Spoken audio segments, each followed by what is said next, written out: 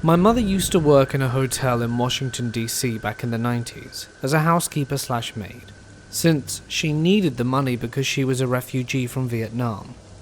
Even though she didn't speak much English at the time, she knew enough to get by at her job, and all the other staff and hotel guests loved her because of how sweet she was.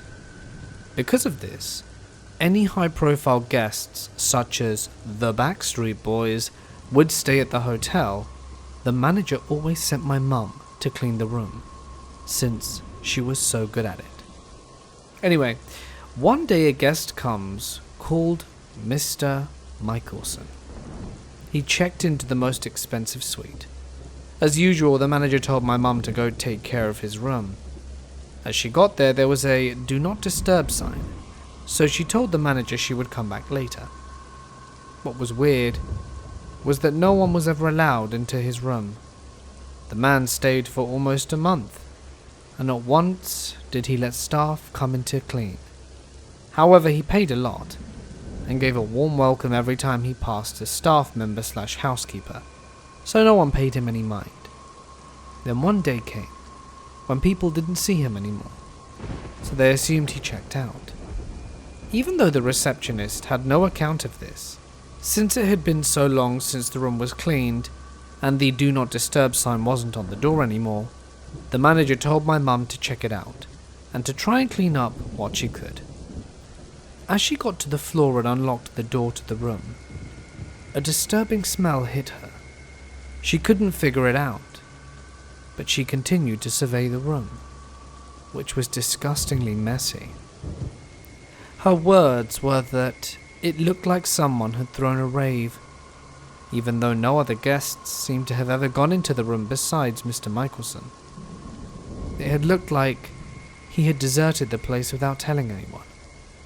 My mum was still shocked by the smell, so she tried to track it down. As she followed her nose, she could tell it was coming from the hotel room closet. When she opened the closet, there was nothing but a cardboard box on the ground, from which the smell was resonating from. In that moment, from being a housekeeper, my mother's first instinct was to open the box and see what was in there, to clean and/or throw it out. When she opened the box, what she saw scarred her to this day. It was the rotting/decomposing head of a young woman, chopped off.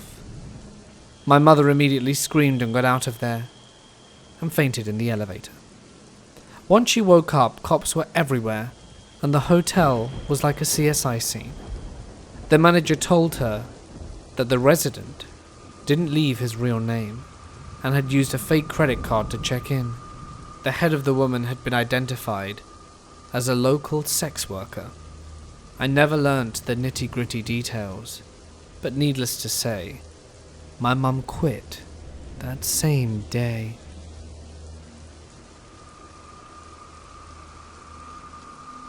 I live in a very quiet and peaceful neighbourhood, on a dead-end road. At the time, my aunt, who lived 2 houses down from my family, was having some issues with her kitchen sink. My father is very handy, and can fix or build just about anything, so he agreed to check it out. My mother and brother were out, but I was about 16 years old at the time, and was well accustomed to staying home by myself. It was broad daylight, and during the summer. However, my father still said he would check on me from time to time. My father went to go fix my aunt's sink, and as promised, he did walk back home from time to time to see if I was alright. My room is on the 2nd floor of the house and in the left-hand corner. In order to see who comes into our house, I have to exit my room and peer down the staircase, which is directly in front of our front door. This is not far. The staircase is about 6 feet from my bedroom door, and every time my father walked in to check on me, I walk out of my room to see him and speak to him from the top of the steps. About an hour after the last check-in that my father did with me, I heard the front door open. Our front door is very old and has chimes on it. You can hear it open from any part of the house. As soon as my father opened the door, he called out to me and began asking if I was okay and if I was hungry. As I was conversing with him, I started to walk towards my open bedroom door, so that I could go out onto the landing and speak with him easier. But as I was walking, my phone rang. I turned around and walked back to my bed to pick it up, and the caller ID just said, Dad. I will admit upon seeing the caller ID I was a little perplexed, but then I figured my father might have butt-dialed me, as he'd recently gotten a new phone and the touchscreen was activated by other objects too. Dad, are you calling me? I called downstairs, and decided to pick up the phone anyway. For no reason at all, I jokingly answered, Hello? I did not expect to hear my father on the other end of the phone say, Hey, just finishing up over here. I'll be over soon. I fell deathly silent.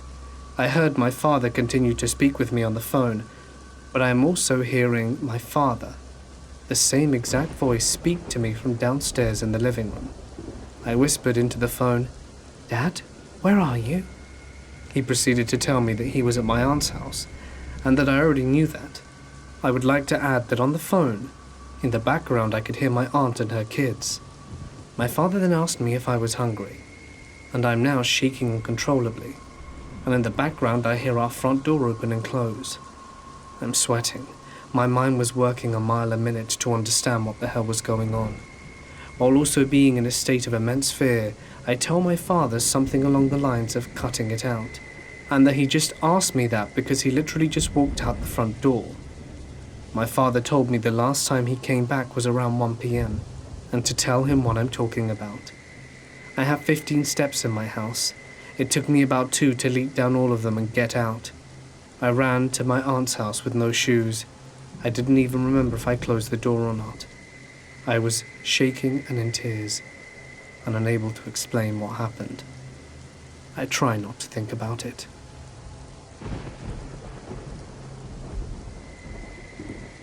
My wife and I used to work at a relatively small office together when we were fresh out of college.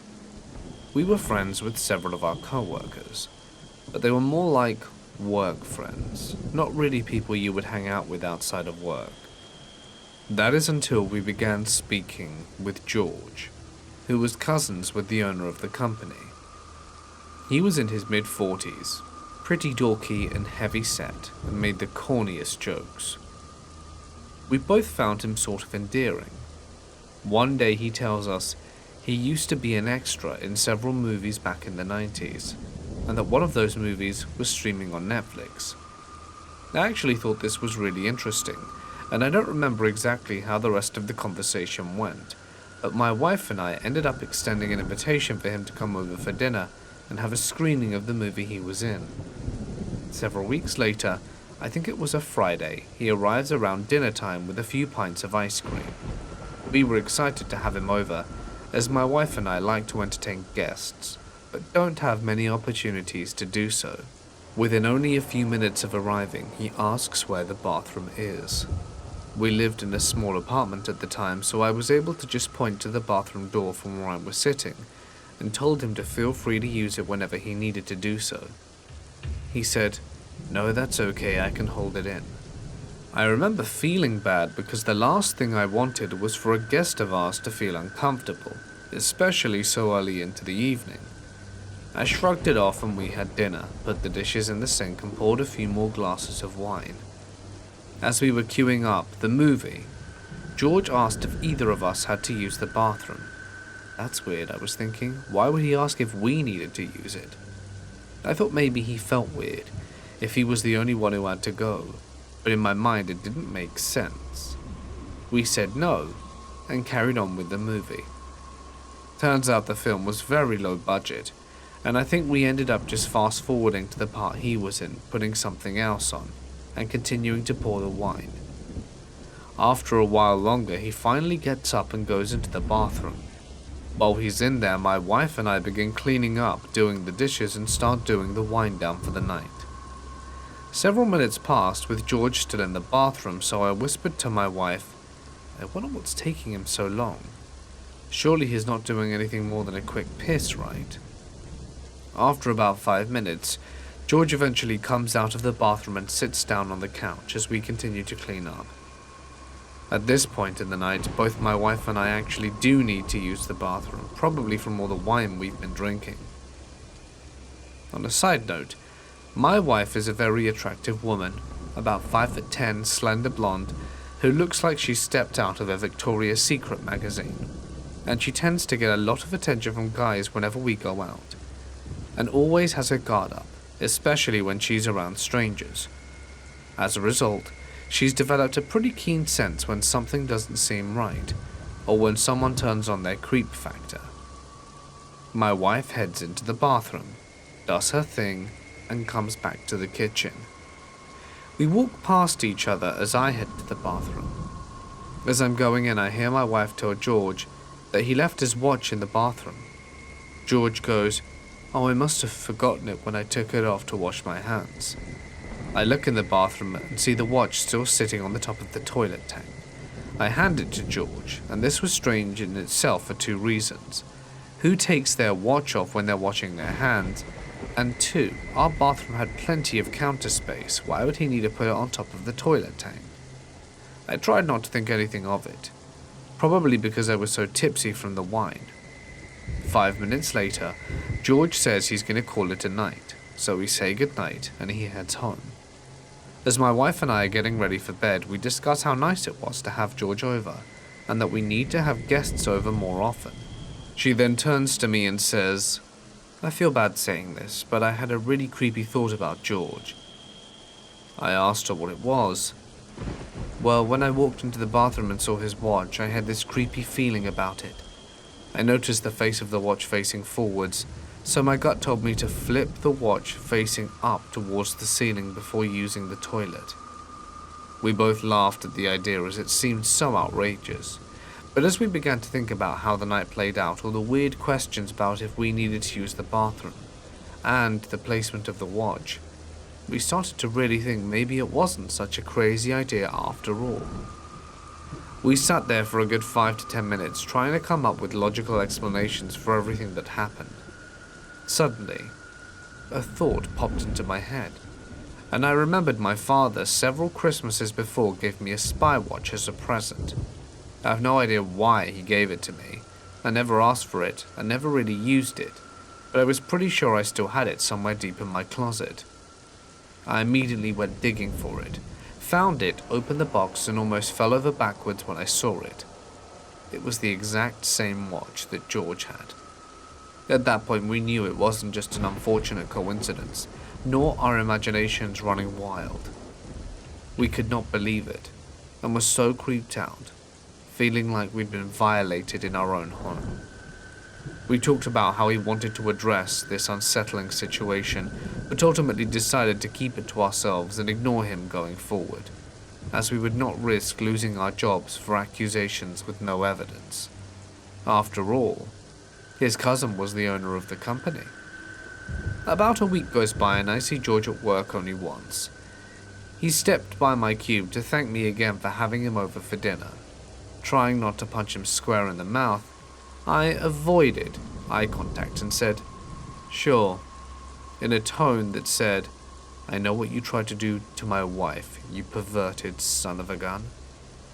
About exactly a week after the incident, my wife and I were out to dinner with my parents, and we told them what happened. My mum asked if we had Googled his name to see if maybe he had any arrest records. I had no idea why this didn't come into our minds sooner, but right then and there we Googled his name. Wouldn't you know, one of the first links that pops up was an arrest records page. I clicked into it and saw his mugshot, only it wasn't the dorky looking guy we were used to seeing around the office. In the photo he had greasy, disheveled hair, and the look on his face that he was wearing could kill. There was only one felony on his record, Peeping Tom. This made the experience all the more surreal and frightening. The fact that we had a felon in our apartment with a history of creeping on women made us question our judgment in people, and ultimately created a level of distrust of anyone outside our immediate family and best friends. In the end, we continued to ignore George at the office until a few months later, when my wife and I were both able to find new companies to work for. Eventually, we did report him to the police and called the elementary school across the office, just to make them aware of his record. In the end, I'm just thankful that my wife trusted her gut instinct enough to flip the watch facing upwards. There really are some perverted people out there, so please always listen to your gut whenever something doesn't feel right. And George, if you're out there, listening to this, hope we never meet again.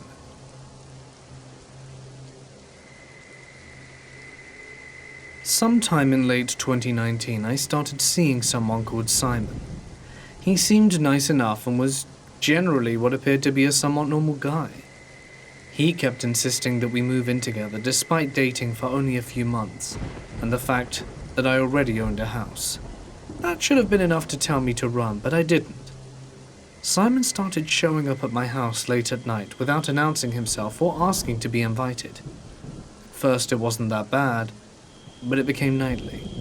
Then he started lying for attention, even going as far as to claim a close friend had died. No, a close friend hadn't died. He'd show up drunk and demanding attention and refuse to leave my house or follow my rules.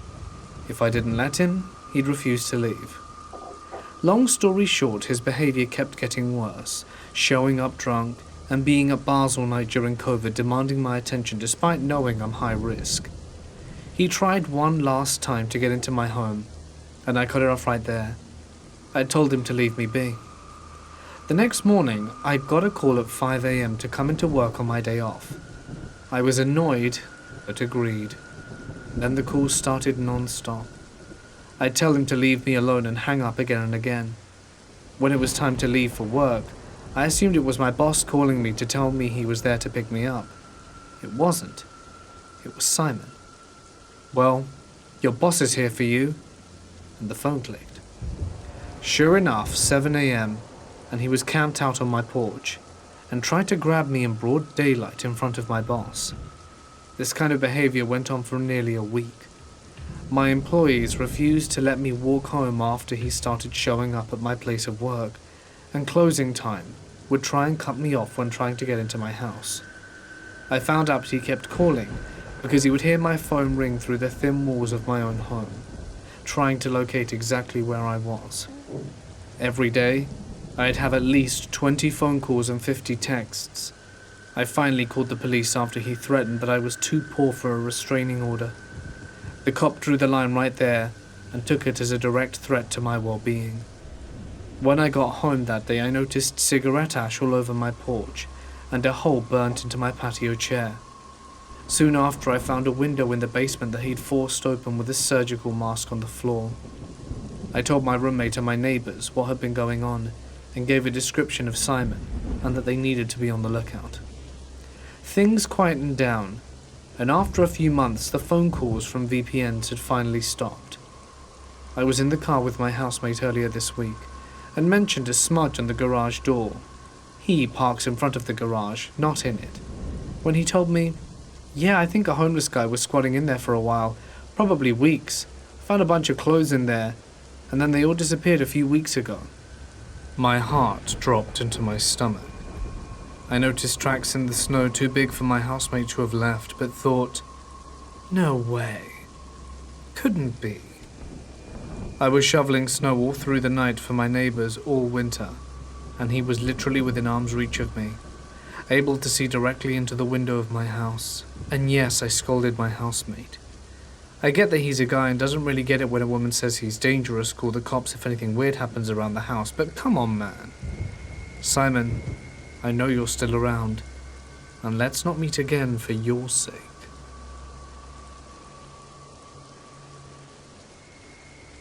My sophomore year of high school, my friend was murdered.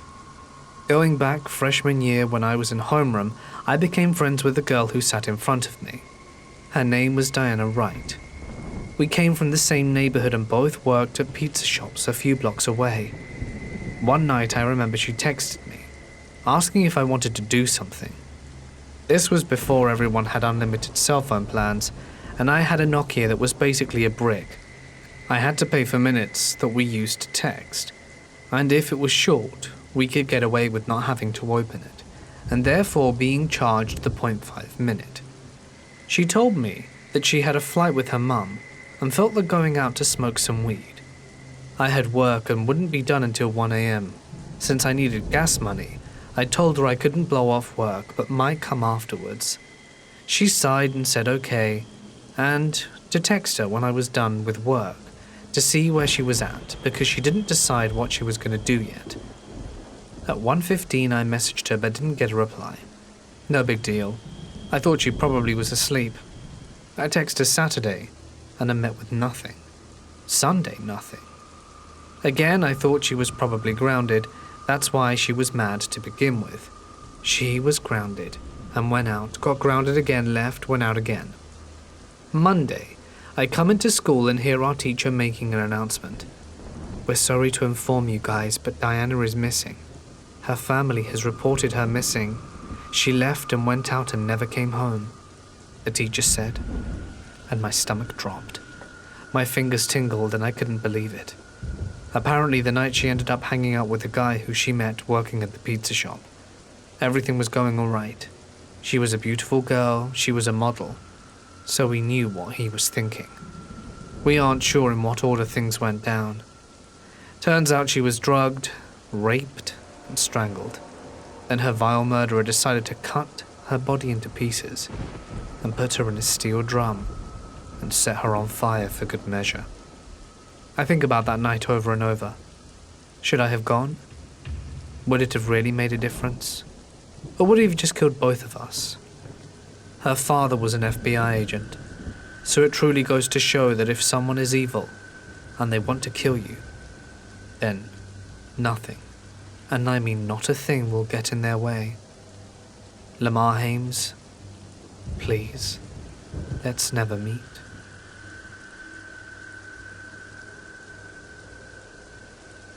I was on a hitchhiking adventure from British Columbia, Canada to Antigua, Guatemala, which started in September of 2019. This post is taken from the notes in my journal, which I wrote as soon as I could after this insane experience. If you've ever hitchhiked before, you'll know how amazing it is, and how many cool people you can meet. Out of the thousands of rides across 40 countries, I've only ever had 2 bad and/or dangerous encounters thumbing it. And this was my second one. I was taking a break from traveling to find weed trim work in California's Nevada City, a beautiful little town with a very interesting crowd, but got stuck a few towns over for not getting a ride all day. I ended up sleeping a night at the Love's gas station, which I had done plenty of times before. I've slept on worse places, at least Love's has a bathroom. In the morning I was a little more desperate to accept rides because no one was stopping and it had already been a whole day. I just wanted to get out of there. A pickup truck is speeding past me and slams the brakes ahead, then slowly backs up. Inside is a man and woman in their late 50s, and he says in a husky voice, "Where you heading, boy?" Nevada City. Any distance helps. "Get in. We're gonna Yuba." They seemed normal enough, even without most of their teeth and hair, so I jumped in, and this all happened in rapid succession. I toss my bag in the back and jump in. I shut the door when I notice a pile of guns and bullets on the floor. Before I have time to rethink my decision, we speed off. So I'm trying to assess whether or not I'm in danger, and they start telling me how this guy just got out of jail for aggravated assault, and how he beat that guy up so bad he can't think straight no more. And they both laugh. She's holding his seatbelt over his chest, and they both smell like feces. And they start asking how much money I have, and I think, yep, I am not safe here. After hitchhiking all this way, I don't look particularly wealthy. I'm filthy, I need a shower, and look no different than the stereotypical homeless guy, so I try to seem more poor than I am, and more tough than I am too. I'm broke as hell, man. That's why I'm going into the city, hoping to make some cash trimming. The man looks me in the eye. "Well, you find it all right. You'll find it good. Don't be afraid to do no dirty work. If people try, they try and mess with you. You mess with them back, you get what I'm saying?" Put your eyes on the damn road, Christ! The woman points forward and he swerves back into the right lane. He asks me if I smoke, and knowing that California has legalized weed, I put two and two together. He's offering me a joint, so I say, yeah, I smoke. With a wild look in his eyes, he exclaims, great, and we turn off the highway and start down a dirt road. I'm now more than worried and look behind us. In the back of the truck is my bag, a chainsaw, a pickaxe, and a plastic tarp over something. This didn't help my anxiety. Finally, we stop in front of a clearing. The woman takes out not a joint, but a meth pipe. This was the first time I've seen a meth pipe, and a lot of things start to make sense. While he lights up and exhales in the car, I've never seen smoke so white, by the way, I roll the window down as fast as possible because I didn't want to smoke that. The woman takes some as well, and they tell me how they were going to collect money that a woman owes them. The damn woman's going to pay one way or another. Damn straight. She better have the money, or I'm going to grab her and say, where's my money? Oh, she'll have it alright. She'll have it or else. Say, son, you ever steal something? 'Cause we could make $20,000 today.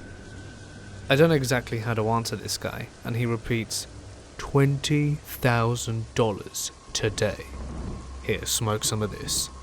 He hands me the pipe. Nothing like meth, ain't that right?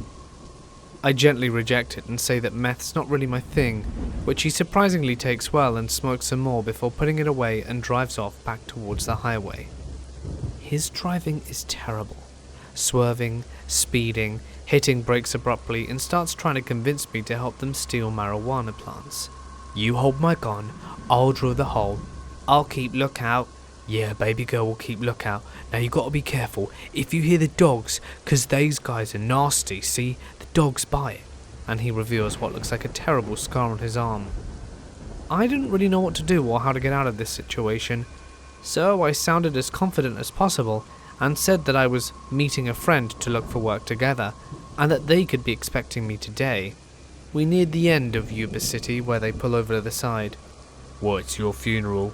You don't want to eat, fine by me, but if you ever want the cash, you call me. And hands me his number. Hell no, I think. Thanks, I will. Quickly retrieving my bag and smiling nervously. The woman with a wave says, Take care now, God bless. And they speed off. I'm standing on the side of the road thinking, what the hell was that? Happy to be out of the car. Meth head 1 and 2, thanks for the offer to steal marijuana, but let's never meet again.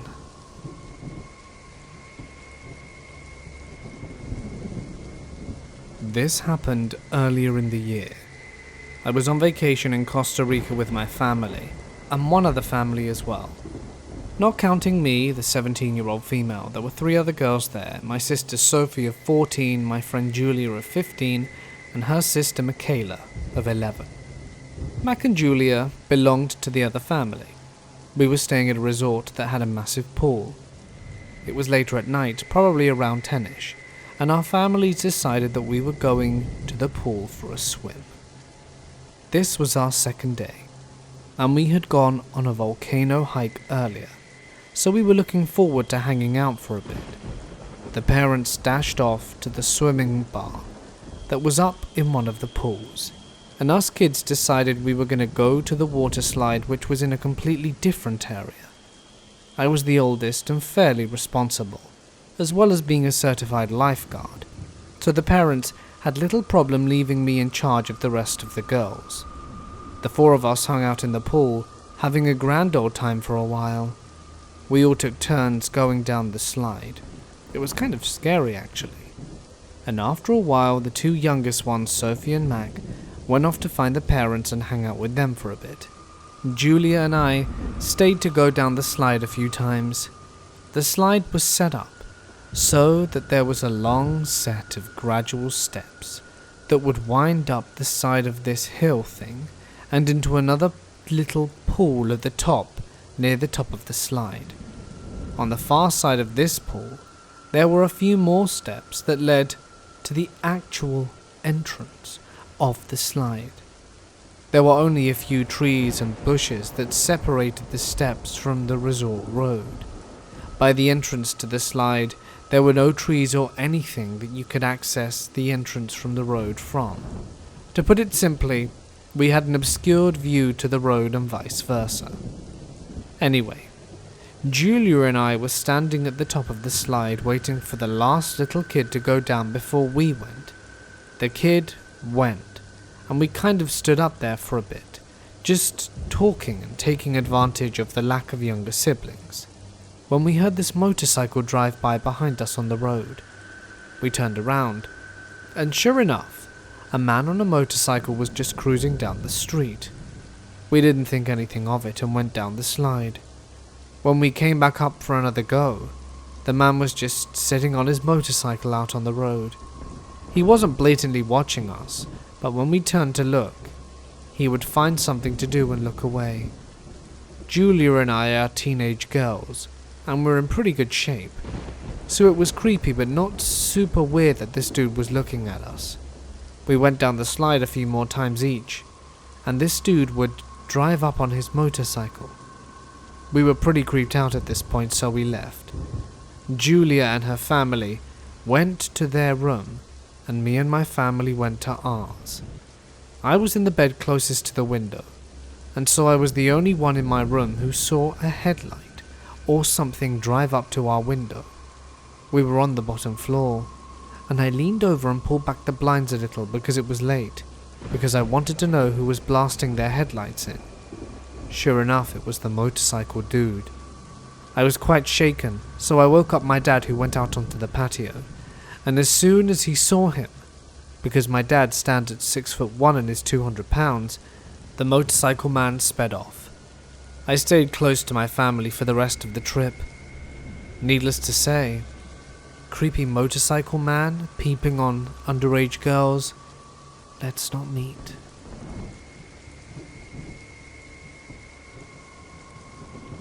This happened a few days ago, and it was a very good lesson for me to always take some sort of protection, even if you're only going out for a small amount of time.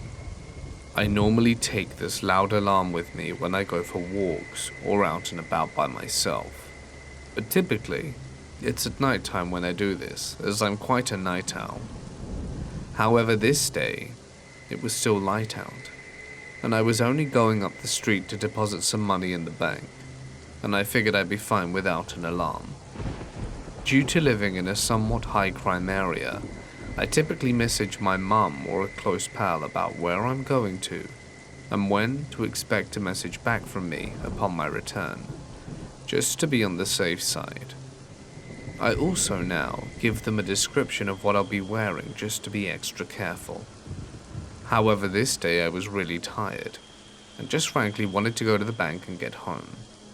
So I quickly texted my mum and took off.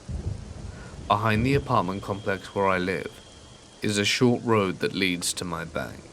This is the shortcut way. The sidewalk leading to it is next to a few other buildings on either side, but each building is just the back entrance with no windows. In other words, it's not exactly the safest route, because if anyone wanted to try and jump you, no one would really be able to see anything unless they were a pedestrian or driving by. Nonetheless, I took the route anyway. As I was walking, the road stretches to the main street, and if you keep walking/driving on it, it also leads to the back parking lot of the bank. As I was walking, I saw a white car driving down and making a turn into the parking lot. The driver kept staring at me, and had slowed down significantly as he was staring and driving to the bank. I didn't think much of it at first. I had taken no effort in my appearance, no makeup, having messy hair, and shabby house clothes, so I couldn't imagine anyone would find me attractive that day. But I guess I was wrong. I made my way up to the ATM lobby. The bank itself was closed, but had the little vestibule open where there are 2 ATMs. As I approached the door, I noticed the man's car was parked in front of it and still running, so I figured it was cool. He must be in a hurry if he left his car running. I don't like being the only person in an ATM vestibule with strangers, so I took my sweet time walking to the entrance, hoping he would be finished before I got to the lobby. When I entered, the man was staring at me again, and I noticed from the corner of my eye that he was still looking at me while I was doing my thing. However, to my relief, he left shortly after I got in, because the ATM kept rejecting one of my bills due to it being wrinkly, and I honestly just wanted to make sure that he wasn't there when I left, so made an effort in being slow. After finally getting the machine to accept my bills, I took my card and proceeded to leave. The door of the lobby is tinted glass, so you can clearly see what's outside. As I headed to the door, my stomach dropped. There was the man still in his car, hand on the steering wheel, staring directly into the door of the lobby. I muttered to myself, no one else was there, and no one else was around, so it's not like he was waiting for someone else to exit but me. Why would he be sitting in his car for well over 5 minutes, just staring at the door, knowing I was the only one in there? As you can imagine, it made me feel sick on the inside. I was feeling very uncomfortable and just wanted to go home. I did my best to ignore him, refraining from making eye contact, and walked out the door. On the side of the building are concrete stairs that lead to a somewhat closed-off parking area for employees to park. I took the stairs, hoping he would lose sight of me and just piss off at this point. I had planned on taking the same route home, as I did walking there, but I was walking down the stairs when something in me told me to stop. I felt very wrong about going home the way I came. I pulled out my phone and began texting my mum about what was going on, and gave her a full description of the man. At this point, I was standing at the last stair when I heard and saw his car ever so slowly drive inward towards me in the parking lot. I'm scared now, completely alone, and my mum is almost a half-hour drive away, and I don't know what this dude was planning. I raised my phone up to kind of make it look like I was going to take a picture, although I didn't and wish I had. But I wanted to make it clear that I had my phone with me to hopefully scare him off a bit. That apparently worked, because he began to drive back to the street. But this time, he took the street I came up on, while staring at me and looking behind his seat the entire time as he drove very slowly out of the bank's parking lot. This really got to me, especially the fact he took the road I came up, because to take that road to get to the main street again, you have to go all the way around 2 other huge buildings, so it's very tedious to go in that direction versus going forwards from the ATM parking lot, where it takes you directly to the main street. I also messaged a close friend of mine explaining the situation as well, and giving her my mum's number just in case anything else happened. I didn't leave the parking lot for a while, staying close in camera view before proceeding out the front entrance, and walking around for an hour into a different neighborhood just to make sure I was no longer being followed. I don't know what the heck this man had intended, or why he was so infatuated with me, but it really bothered me. I will always take my loud alarm that's literally louder than a fire alarm whenever I go outside. The next morning I went to the bank and explained the situation to one of the employees, who took it very seriously and even stressed that I should have called the police and stayed in the lobby. I feel stupid for not calling the police, but I didn't think they'd be able to do much about it, as no crime had actually been committed. Yet. I'm grateful that nothing happened, but it really taught me a lesson.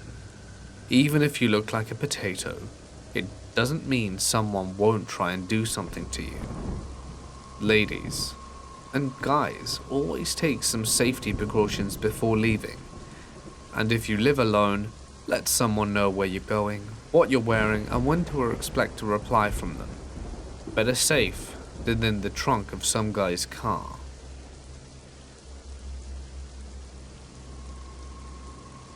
I rented a cheap bi-level duplex in a bad neighborhood, for 3.5 years so that I could save money to buy a house. First thing I did after unpacking and moving in was bolstering security. I changed the deadbolt on the front door and installed a locking doorknob in place of the crusty non-locking one that there was. All of the windows were old, crappy aluminium slider-style windows with horrible locks, and the back door was a patio door going straight onto a deck. So I bought a hardwood 1x4 and 2x4 and cut pieces to put in the windows and door tracks to stop any potential intruders who would have to break the window rather than simply opening one to gain entry. I'm convinced that a past tenant was a drug dealer. In the first 6 months, I had 4 separate instances of tweakers knocking on the door asking for Sam. A couple of the tweakers forlornly stepped off when I told them that no one named Sam lived there. 2 others got worked up, asked where Sam had gone and where he was living, to which I responded that I had rented the place and had no idea who Sam was. After being visited by the tweakers, I redoubled my efforts to ensure that all doors were locked at all times. But I still forgot to lock the front door once in a while, and had a very creepy experience one night after forgetting to do just that. I was in the middle of cooking dinner one evening, and went to the washroom. After washing my hands and exiting the washroom, I came back into my kitchen to see a middle-aged Asian man dressed in all black coming up the stairs from the entrance into my kitchen. "Who the hell are you?" I asked. Startling him, he said he was there to fix a toilet. I was sure I was going to die, but figured I ought to talk to the guy for a few seconds before lunging for a kitchen knife and fighting for my life. The guy explained that the landlord, Gary, had sent him to fix a toilet, and I told him that Gary wasn't my landlord and my toilets were working fine. He asked what address he was at. I gave him mine, and he started profusely apologizing, saying he had the wrong address.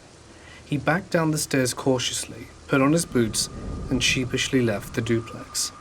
I'm still not sure if he was looking for Sam to square up some unpaid debts, and when he realized that Sam wasn't there, if he was looking for a woman to prey on, but found me instead, and reconsidered his insidious plan, or if he was just some real poor sap who walked into a stranger's house on a mission to fix a toilet for Gary.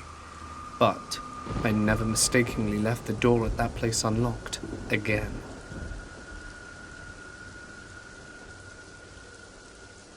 Between June 2010 and July 2011, I attended the Cascade Job Corps program in Cedro Woolley, in a rather quaint albeit weird mountain town which bled into the neighbouring Burlington and Mount Vernon.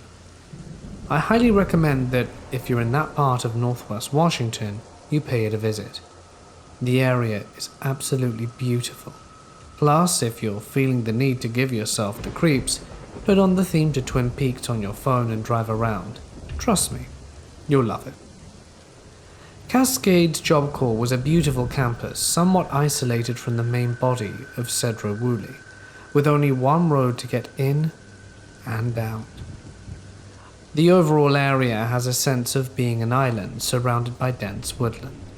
As you enter, you see to your left, after a short narrow drive, an abandoned 3-story building covered in creeping vines and other parasitic plants common to the area. To the right, you see the lush green yards dotted with massive trees of varied species, and behind them you see the first of the 4 dorms. By this time, I feel I must make it known that the property, as far as I was able to determine, had been a campus for the Job Corps program for less than 20 years at that point. According to the information I gleaned from back when I was a student, the campus had been built as an asylum for the mentally disturbed. The oldest buildings still standing when I was in attendance were originally where the patients were kept, which was made somewhat obvious when you consider the common areas were built with thick observation windows to look in, and all the windows on site were heavily reinforced. Given that this campus has once been a lunatic asylum, naturally many stories and legends cropped up, often being told to the new input groups of fresh students by people who had been there a while. Of those stories, the 2 most common that we were told related to a little girl wearing a red dress said to haunt the halls of 2 of the dorms, and the other one of an angry Native American spirit that stalks the property at night. Additionally, you have stories of students hosting seances, using Ouija boards and summoning nefarious spirits and all other common spooky events that one would expect from an old asylum. What I can say with certainty is that there was something about campus that was supernatural. Myself being a cultist, I've learnt over the years that certain places house a wide variety of very palpable energy, an energy that has a habit of attracting spirits, elemental entities, and negative forces. Why this is, especially for that campus, I can only speculate. My own theory is that because the campus houses several hundred students ranging from ages 16 to 24, many of which come from rather turbulent backgrounds, too long to list here, whose own energies and psychological traumas imprint on the land. This is only amplified when you also consider that many years prior to the school, the area had been home to untold amount of people suffering from insanity, and likely had been subjected to a cornucopia of terrible procedures indicative to the time. Regardless, my years spent on campus had seen me encounter some unusual instances of the paranormal. The first of which happened 1 month after entering the program. I was sitting with my then girlfriend and our mutual friend on a bench which was located outside an old church, which sat behind my dorm and was connected to the cafeteria and one of the storage areas. As we were talking, we heard from the nearby church, which was surrounded by unkept hedges and bush, a very loud and low growl. For the record, all of us were worried a wild animal had wandered onto campus. It had happened before, and signs all over warned students of the possibility of bears and cougars, wild dogs, coyotes, and even porcupines. And it stood to reason that in that moment we were about to come face to face with a predatory animal. As we jumped up, we slowly began to back away.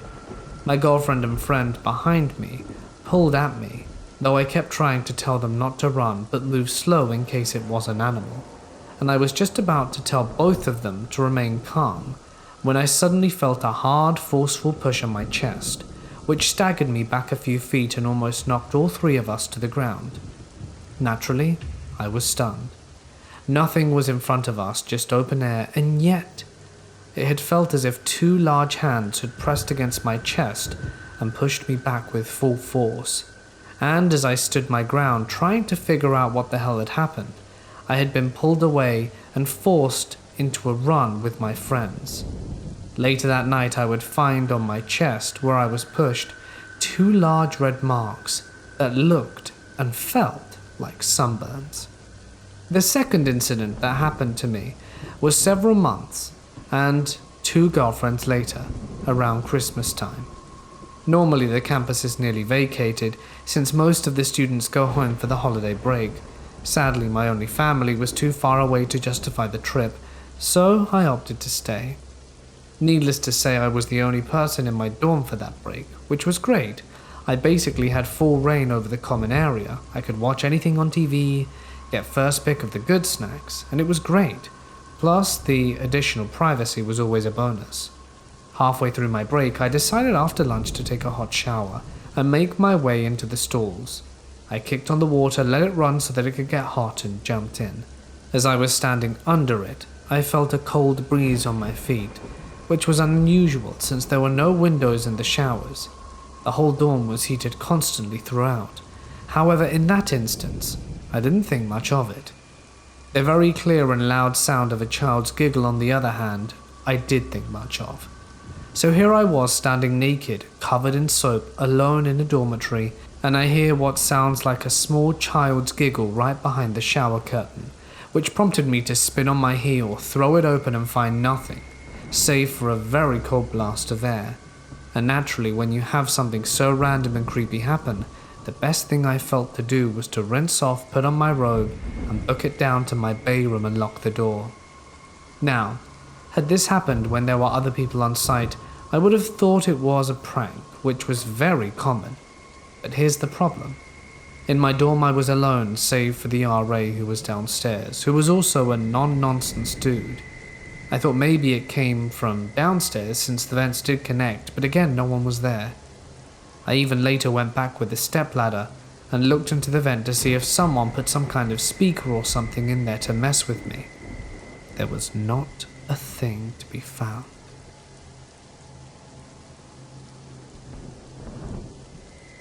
At the time, I was a 17-year-old female, and I started a job last summer working at a local hole-in-the-wall pet store in my city. They were grossly understaffed with only 7 employees. Not only that, but I was the only girl, and the only employee under the age of 22. I was very naive and trusting of people at the time, and constantly gave people the benefit of the doubt. After working there, my mindset changed drastically. A lot of the customers were really predatory towards me, and I could make an entirely different post about that. But today I'm going to talk to you about 2 of my co-workers, Mike and Jim. Mike was seemingly nice, albeit a little weird. He was super tall and skinny, and honestly could have passed as a 20-year-old stoner. Jim was a retired army veteran who wasn't technically an employee but volunteered there in his free time. He was also very tall, had some piercings and a shaved head. Jim and Mike were close friends and actually lived together. I'd strike up conversations with both of them when work was slow, and wasn't intimidated by them at all. My first red flag. My first day of working there, I was taking out the trash and had to open the garage at the back of the store to get the trash bin. I asked Mike for help, since I wasn't strong enough to lift it. He said, "It's not that you're not strong, you're just small. You wear it well though," and looked me up and down. Weird, but I thought he was just trying to be nice. My third day working, Mike and I were the only ones closing the store. We were making small talk. He told me he was 32 and that he had 3 kids with 3 different women, then proceeded to tell me in vivid detail how each of these kids were conceived. Like, super personal stuff you wouldn't be telling a co-worker, much less someone you knew for 3 days. Weird, but he was a weird dude, and I thought perhaps he was just very bad at picking up on social cues. Mike would also walk me to my car a lot after work. We were usually the only ones closing, and it was always dark. At first I thought it was a really kind thing to do. We would talk for a bit and I'd get in and drive off. But he would talk to me for longer periods of time each day. He would walk out and sit on the curb near my car, lighting a cigarette and inviting me to join him. I'd politely decline because I didn't want him to know that I smoked. I was worried about my reputation. Lol. One day he actually put his hand on my car door after I opened it, holding it open so that I could shut it. I made some excuse to leave and he let go. I thought it was just an accident that he didn't realize he was holding it open. I was constantly making excuses for him. A few days later, I heard Mike talking to a customer. I had no idea on the context, but I heard Mike say, "If an underage girl and a guy are together, right, the girl should be charged with something. When I went to court, they couldn't arrest me because the girl was blackmailing me." I seriously can't make this up. I met Jim after working there about a week and a half. He had a super dry and sarcastic sense of humor, and I honestly used that to excuse a lot of the things he said to me. When he found out I was 17, assuming Mike told him, he would always make fun of me saying things like, "Isn't it past your bedtime?" or whatever. I thought it was funny. I'd call him an old man even though he was only 35 and we'd joke around. One day I forgot to do one of my pre-closing duties, but Jim told me he would take care of it. I was super apologetic about it, and he puts his hands on my arm and said, "At least you're good to look at." I laughed it off. He would constantly make comments about my appearance, telling me my shirt was too tight or that I looked a lot older than I should. It started getting more serious. One time I signed my name for the pre-closing checklist, and Jim picked it up.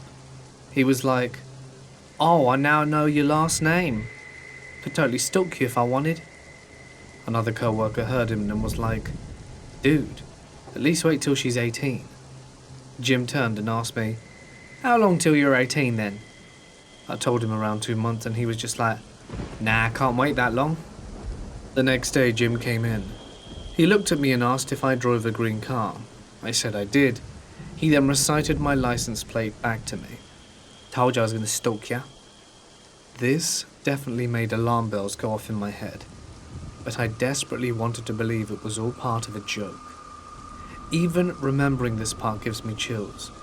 After this incident, there were multiple times that I was followed after leaving work by a white car.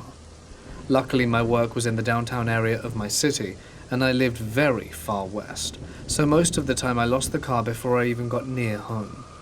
Though one time, the car did follow me all the way out to my neighborhood. Instead of entering my neighborhood, I just kept driving and ended up in the countryside outside the city. I'm very familiar with this area and was able to lose the car out there. It was easily one of the most terrifying moments of my life. I have no proof this was Jim, since he never closed the store, and I didn't know what car he drove. It only happened while I was leaving work, and it stopped after I quit. I put in my 2 weeks' notice after about a month working there, unrelated to the creepiness. Once Mike and Jim found out I was leaving, they'd tell me how much they'd miss me, and kept inviting me over to their house for co-worker game night, where they'd have everyone play board games and such. I reminded them that I was 17 and couldn't drink. They told me they didn't care and that I could probably drink anyway. Mike constantly asked for my phone number to set up a time for game night, but I always ended up getting distracted with something else before I could. My last day working there, I was closing with Mike, and he was like, "Bet your boyfriend's happy you don't have to work with me and Jim anymore." Like an idiot, I told him I didn't have one. I asked him why he said that. "Well, me and Jim are kinda creeps. We take the pride of being creepy. It's like running a competition between us." The rest of the closing time, he was all over me, touching me, not in a sexual way, walking right up to me and essentially putting his body against mine. At one point, I was leaning against the counter, and he put his hand on either side of me and was towering over me, trapping me there. He said, "We're never going to have another girl working here like you." I left quickly after that. I was driving home and finally added up the behavior and comments and connected the dots. I couldn't believe I was so oblivious. I genuinely think that if I kept working there, something a lot worse would have happened.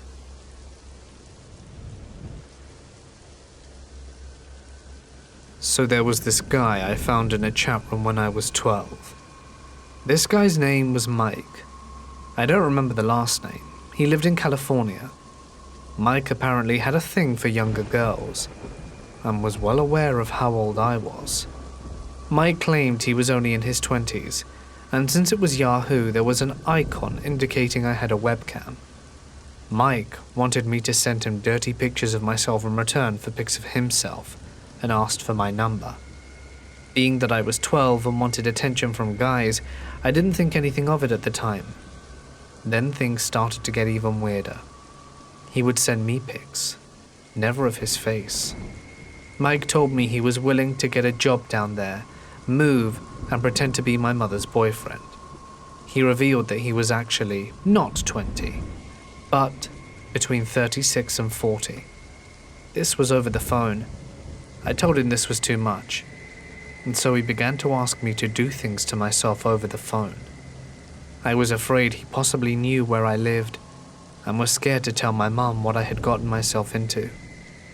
Then something happened that ended Mike's perverted calls. Being as this happened 20 years ago, there was still dial-up, and while I had a phone in my room, there was a phone still in the living room and my mother's room. Mike would usually call around 3:30 when I was getting home from school, because my mother worked an hour away, and he knew she wouldn't be home until closer to 5. Well, he called, and I answered, and my mum ended up coming home early and needed to use the phone. I didn't tell her I was already on it. She picked up the phone and heard the things he was saying to me. All she said was, "Excuse me, who is this? You do realize the girl you're talking to is 12? He hung up immediately and never called back.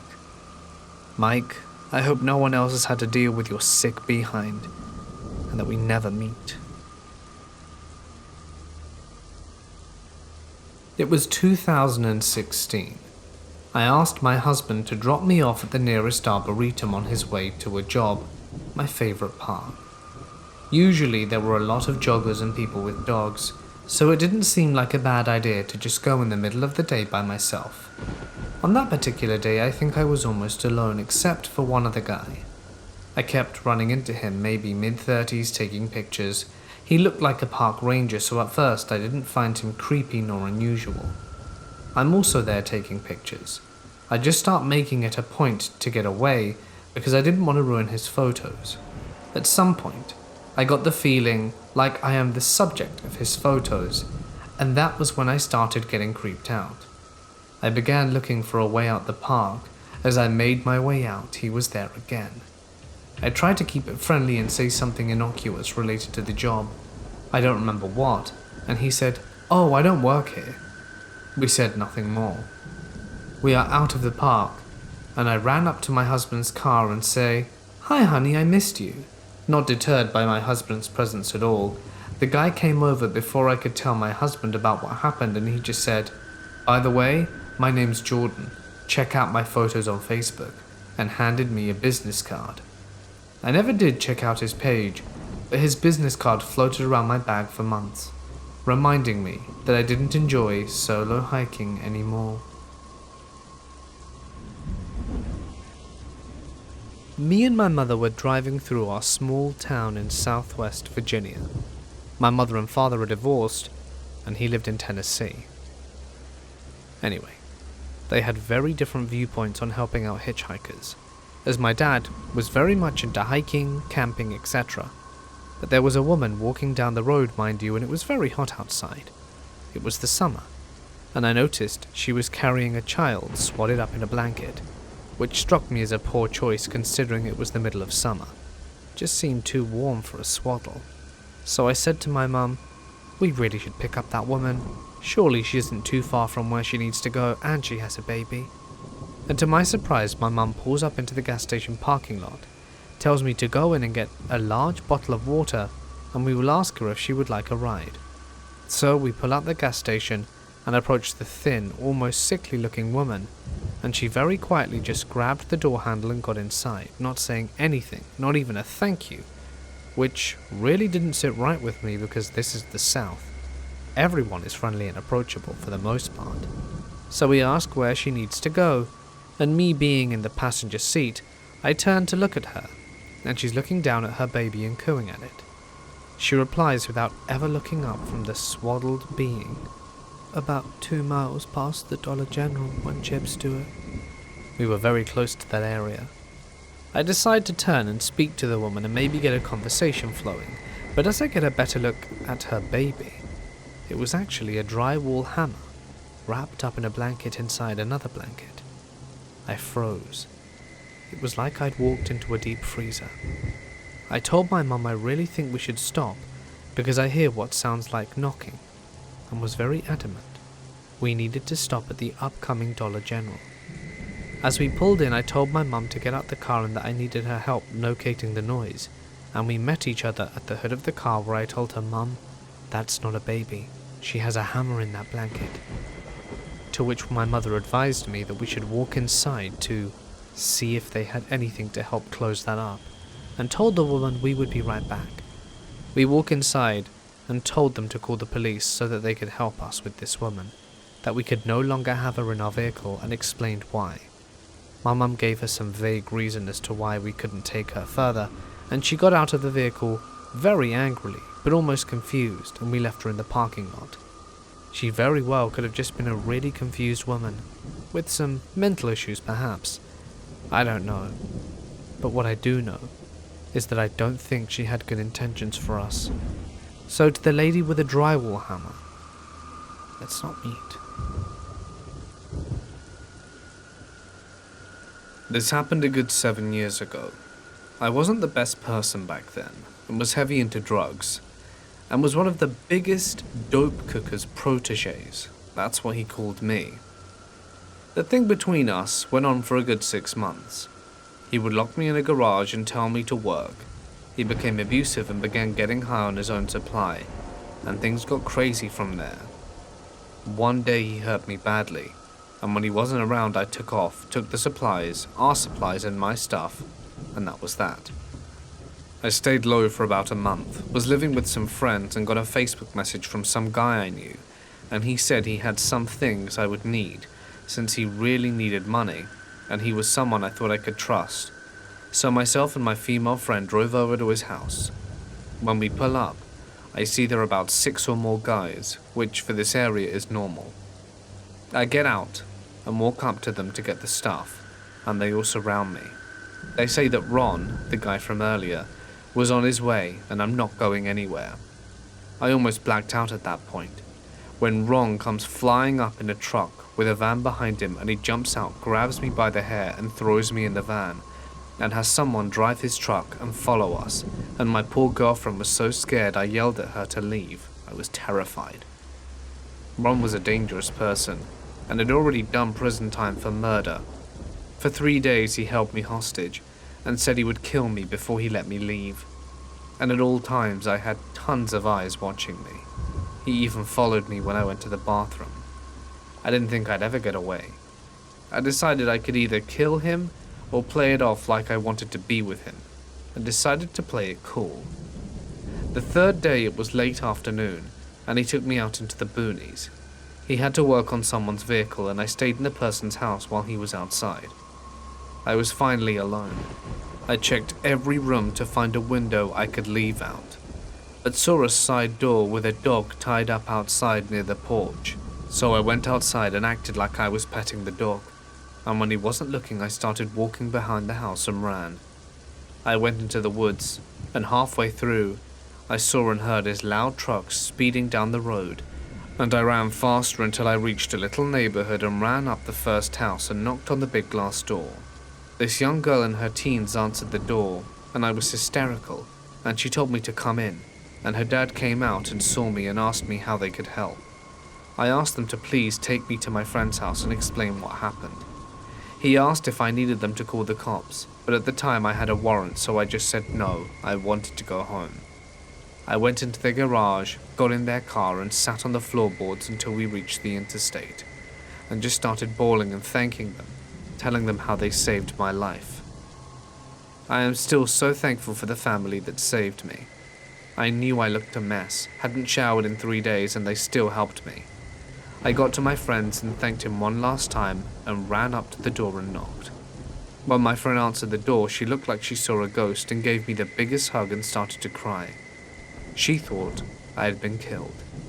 After that I made sure to be more careful, and about a year later finally got clean and left the state for good. Ron went to prison for other reasons, and I'm not sure when he'll be released, but hopefully never. There are good people out there, but there are some scary ones. Be careful who you trust, people. Remember, even though you may feel invincible, you're not. No one is. Sometimes just talking about it makes my heart race when I think about how I escaped. It still feels like a dream.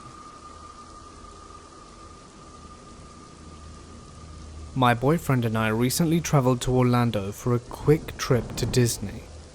We decided to save money by staying at a resort. I would never classify this place as a resort, but it had resort in the name. It was about 15 minutes from the park. Anyway, we had just gotten back from a long day of being at Universal and were laying in bed drinking beer and watching TV, just hanging out.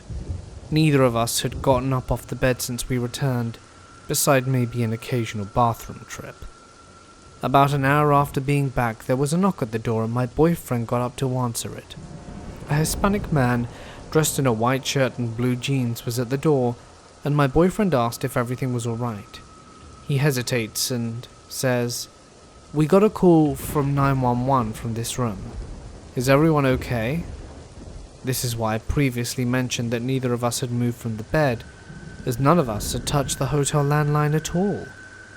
My boyfriend says we're fine, but being the observant person he is, he immediately asks why he was the one responding to a potential 911 call and not the police. The man says he worked at the hotel as a maintenance man, and they sent him to check everything out. He then asks if he can come in to check to see if everything was okay, and my boyfriend says no, but he'd be happy to let the police in if they were to show up. The man becomes hesitant, but backs down and says, "Okay, if the police come, we'll send them." My boyfriend closes the door, but it's not sitting well with him. He leaves to go ask the front desk about it, and tells me to deadbolt the door when he leaves and not to answer it for anyone. He comes back and says the front desk knew nothing about it. We didn't leave the room for the rest of the night, and kept the deadbolt on the rest of the time we were at the hotel. I can't even imagine what might have happened if I'd have opened the door while my boyfriend was out getting food or something.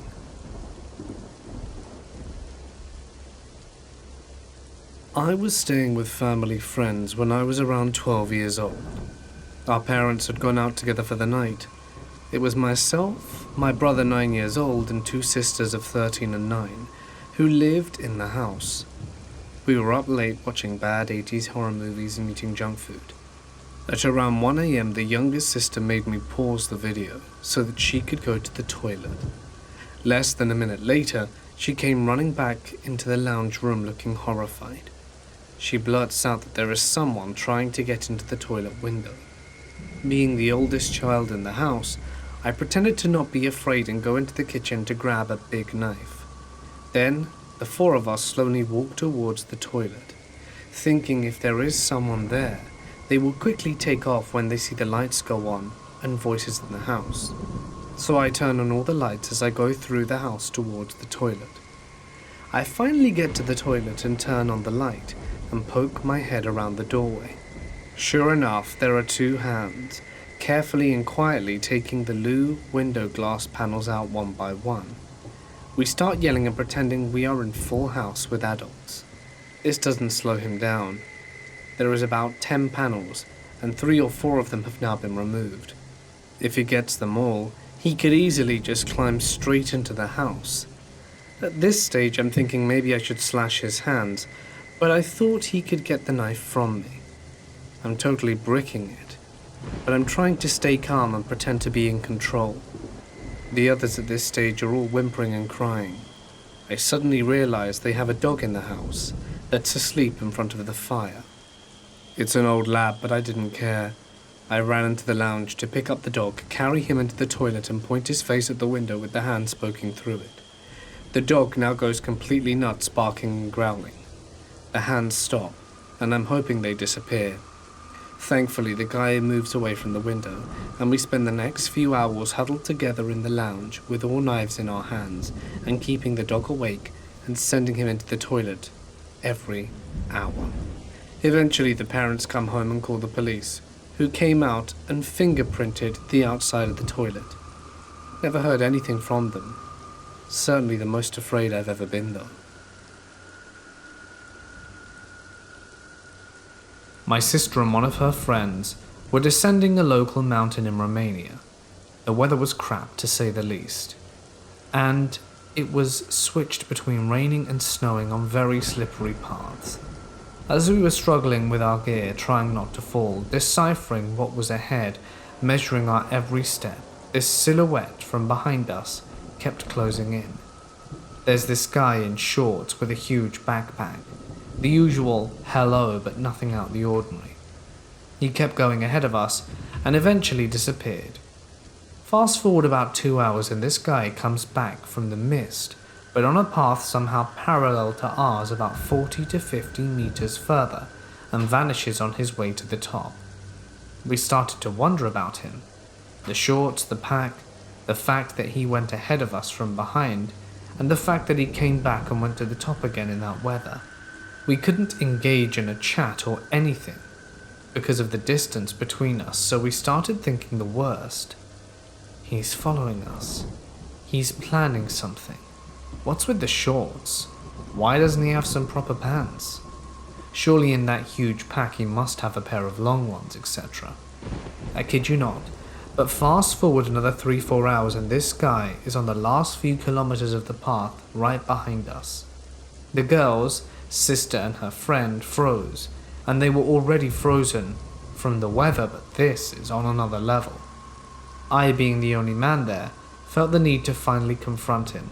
I always thought that in these situations it's best to be cool about it, and at least act like you have the higher ground. So I salute him and try to defuse the situation, asking him if he forgot his wallet on the summit.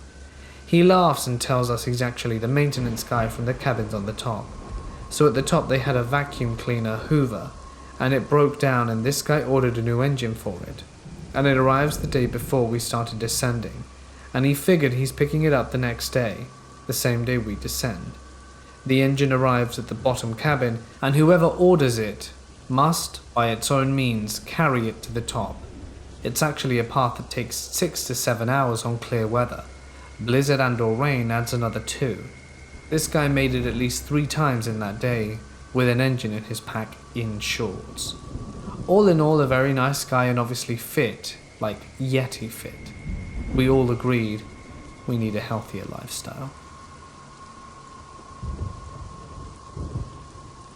Years back, when I was still smoking pot, I decided to head back to my friend's house up the road, which was close to 4 miles.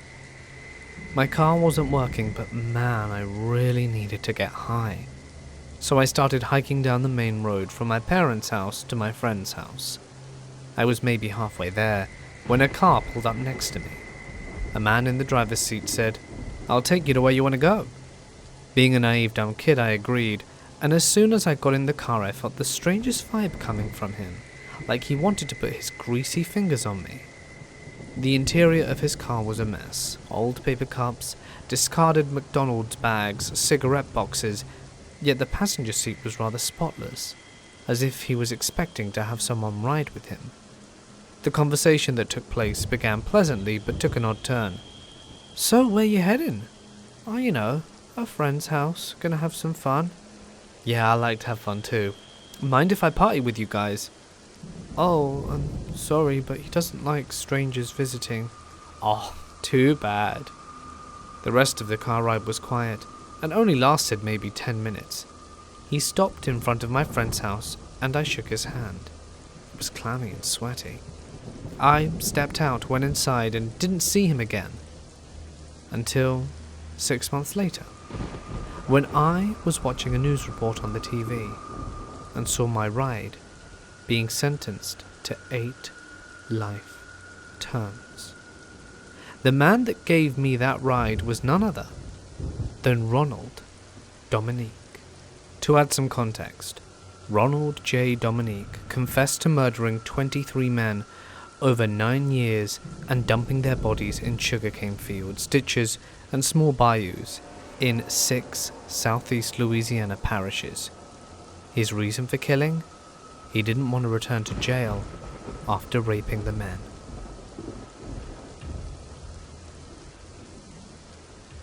I live in a commercial building in a pretty conservative country.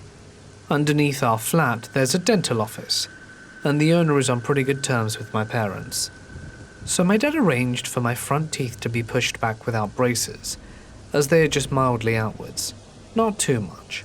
So the owner's head dentist decides to do it with retainers. Since I live in the building, I usually go after all his usual appointments are done, so that I don't have to book appointments in advance, and he can see me for a longer time. I usually went with a guardian or someone from my dad's office, which happened to be just 1 floor above our own apartment. But on this particular day, everyone was busy. Usually a female dentist used to see me, but today was only the head dentist. Not even the receptionist was there. The entire place was empty, and it was around 9 p.m. I was alone with this guy.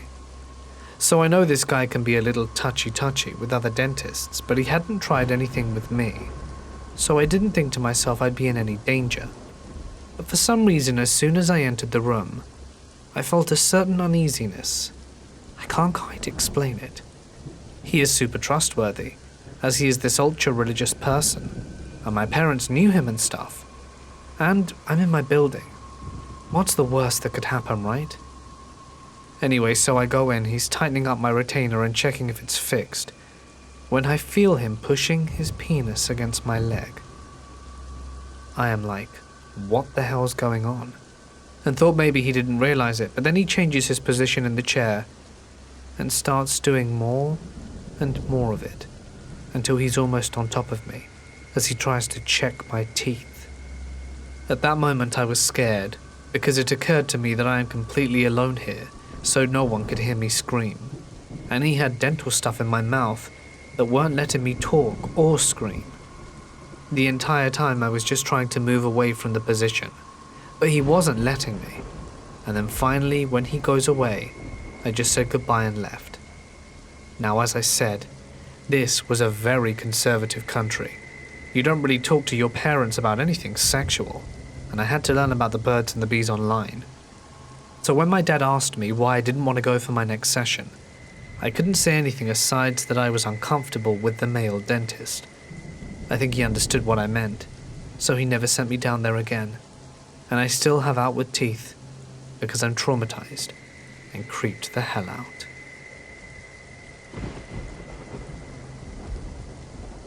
This starts off with an unfortunate incident that I don't really like to admit, but when I was in 7th grade, I had my first and only hookup.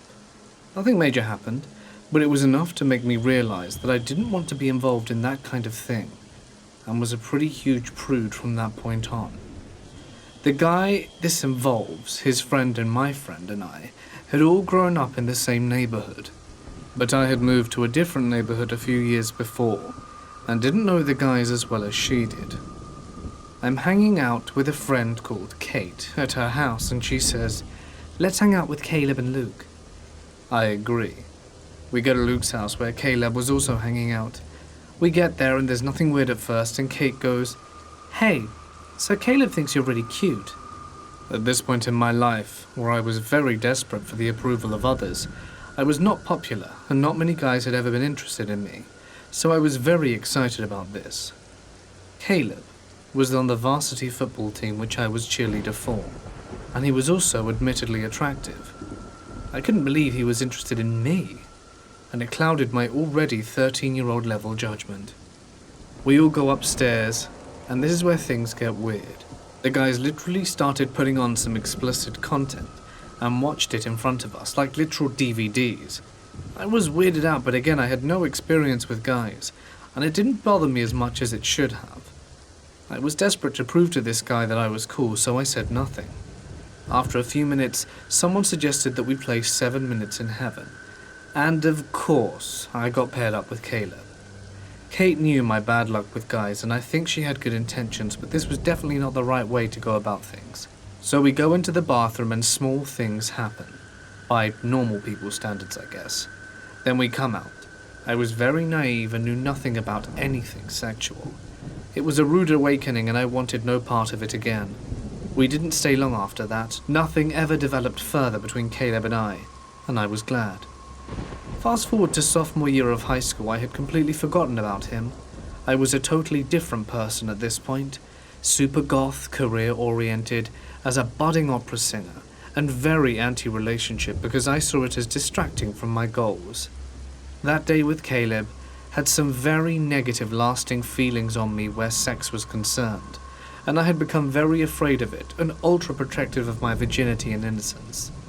I was not prepared for what I encountered that day, and it messed me up to a point where I couldn't even say the word sex aloud until I was married and pregnant with my first child. I'm 16 at this point, chilling in my room, when I suddenly get this mysterious text from an unknown number. It read, "Hey, sexy."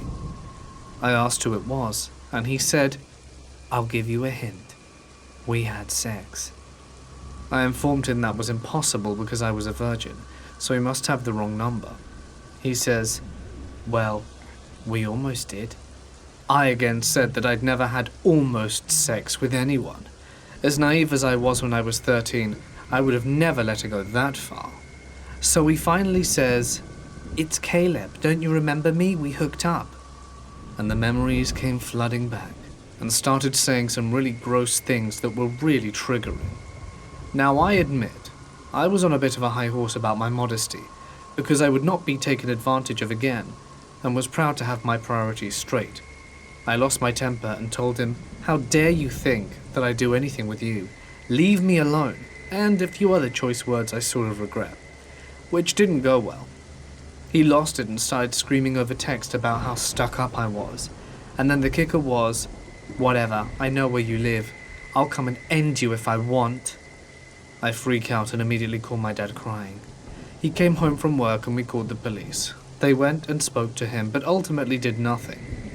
I got lucky in the fact that it scared him off, and I haven't heard from him since. Our school was enormous, so we never saw each other either, but it could have just angered him more, and something truly terrible may have happened. But yeah, to the slimy kid who thought it was okay to ask for a hookup 3 years after, please, What's wrong with you?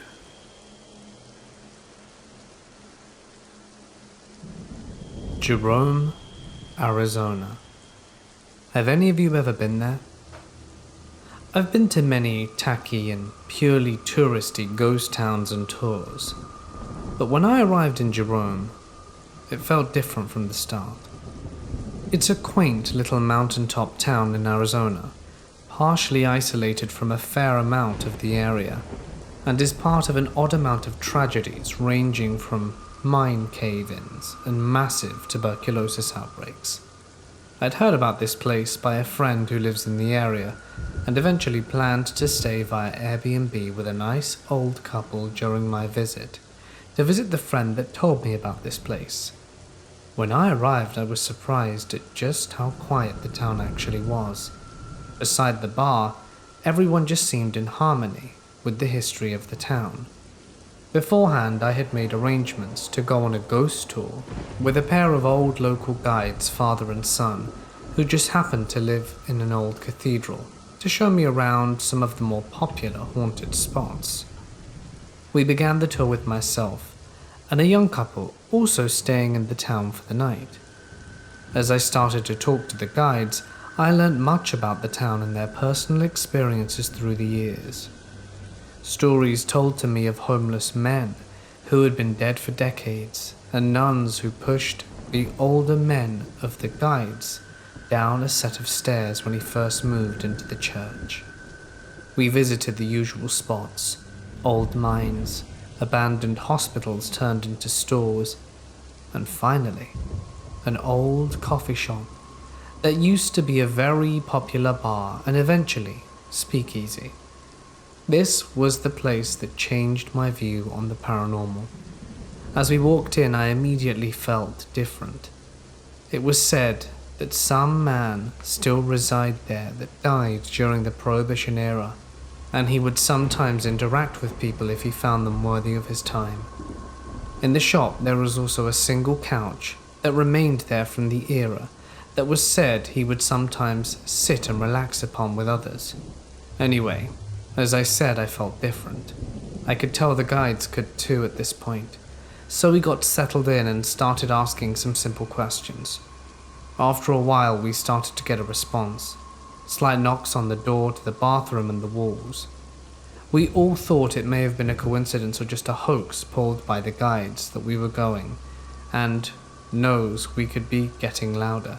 This is when we saw the apparition of the lower part of a man's legs. Let's just say the young couple were terrified and immediately left with the older guy, leaving me and the younger one alone in the room. He sat on the chair across from me while I sat on the couch and asked questions. It wasn't truly that I had my experience until I ended up asking the ghost if he remained here waiting for a woman, but there was no response. Knowing that in the past, Jerome was a gay haven back in the early 1900s. Then I asked, "Are you still waiting for a man?" I then felt the couch creak, as if someone else had sat down and felt a pressure on the back of my neck. This was all accompanied by a loud knock on the wall behind me. We promptly left after that, but making sure we thanked the ghost for his time at the door. Even if it wasn't that terrifying, it will always live in my mind as what convinced me of the paranormal.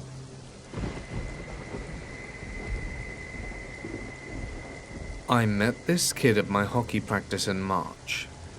The hockey team was made up of a range of kids from ages 11 to 13. This kid had recently changed teams to this one for various reasons and seemed pretty nice.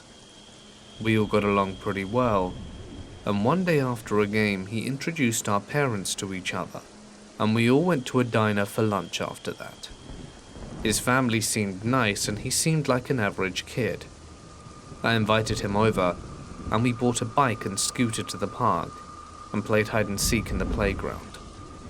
One day I invited him over to my house to hang out, and after playing some video games for a while, we took our scooters to the park. I keep repeating how average this kid seemed, because what happened the next day still confuses me. We had just won our first hockey game in a tournament, and wouldn't play our next game until the next day. I invited him to lunch with my mum and her friend, who had decided to come along and watch the game. And after eating, my mum drove us to my house.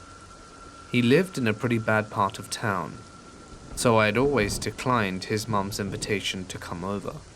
We planned to go outside and play tennis on some nearby backboards, but first we would play some video games. During one of our games, his mum called and said he had to leave soon so that he wouldn't be late for his next activity. He told me he was going to take my trophy with him. For background, this previous season I had played his old team and beat them in the finals of the tournament funded by them, so he probably had a bit of resentment for that, especially since my trophy was bigger than his. Anyway, he disappeared with the trophy, and since my apartment is very small, I thought he was right outside in the corridor trying to prank me. But I looked in our front hall and saw his shoes still out there. I called out for him next to the door.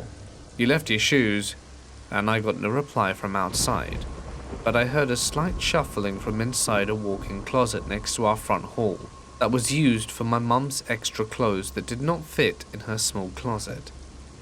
I was 99% sure it was him, and 5 seconds later the closet door slides open and he climbs out, only to get an extremely loud boo from me. My mum, who was currently talking on the phone, did not appreciate the loud noise and told us that we could only act like that outside. The kid then walked to my room, shut the door and locked it. My door had one of those click locks that had a little hole on the other side so that you could easily put a piece of wire into it if you happened to lock yourself out. So I went to look for something in the kitchen that I could use to open the door. At this point, what he was doing was getting kind of annoying.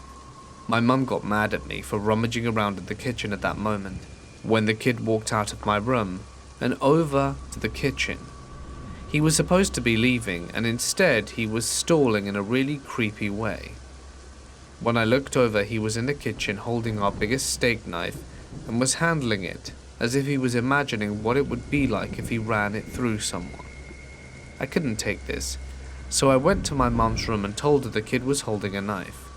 She told the person on the phone line that she had to go and asked the kid what on earth he was thinking. He denied ever touching the knife, although I could prove him wrong with the fingerprints, and my mum told him that he really needed to go. I walked him to the elevator, and when it came in, he got in and said, "I took something." So I held the elevator, and before I asked what he took, he told me he didn't take anything. He repeated this shenanigan a few more times before my mum started yelling at me about holding the elevator, so I laughed this off and finally let him go. When the elevator beeped indicating it was on the floor below me, he called up the shaft, "I took your tripod." For background, my tripod was a stand that would plug into the charger hole in my iPhone. I used it to prop up my phone when I recorded videos and time-lapses. He had first seen my tripod the day before, when I let him use it to make a YouTube video of him playing my keyboard. He was fascinated by it. Anyway, I went back into our apartment, looked all over for it, and came to the conclusion that he had in fact taken it. That was when I got a FaceTime call from him. He was outside my building on the street, and he smiled and held up the tripod. I was pissed, but remained calm, and handed the FaceTime to my mum, who told him in a very firm way to bring it back immediately. A minute later we realized we should have told him to leave it with the front desk of the building, as we didn't want him coming anywhere near us again. Unfortunately, when I called him, he was already in the elevator, so I advised him to leave it right outside the elevator door.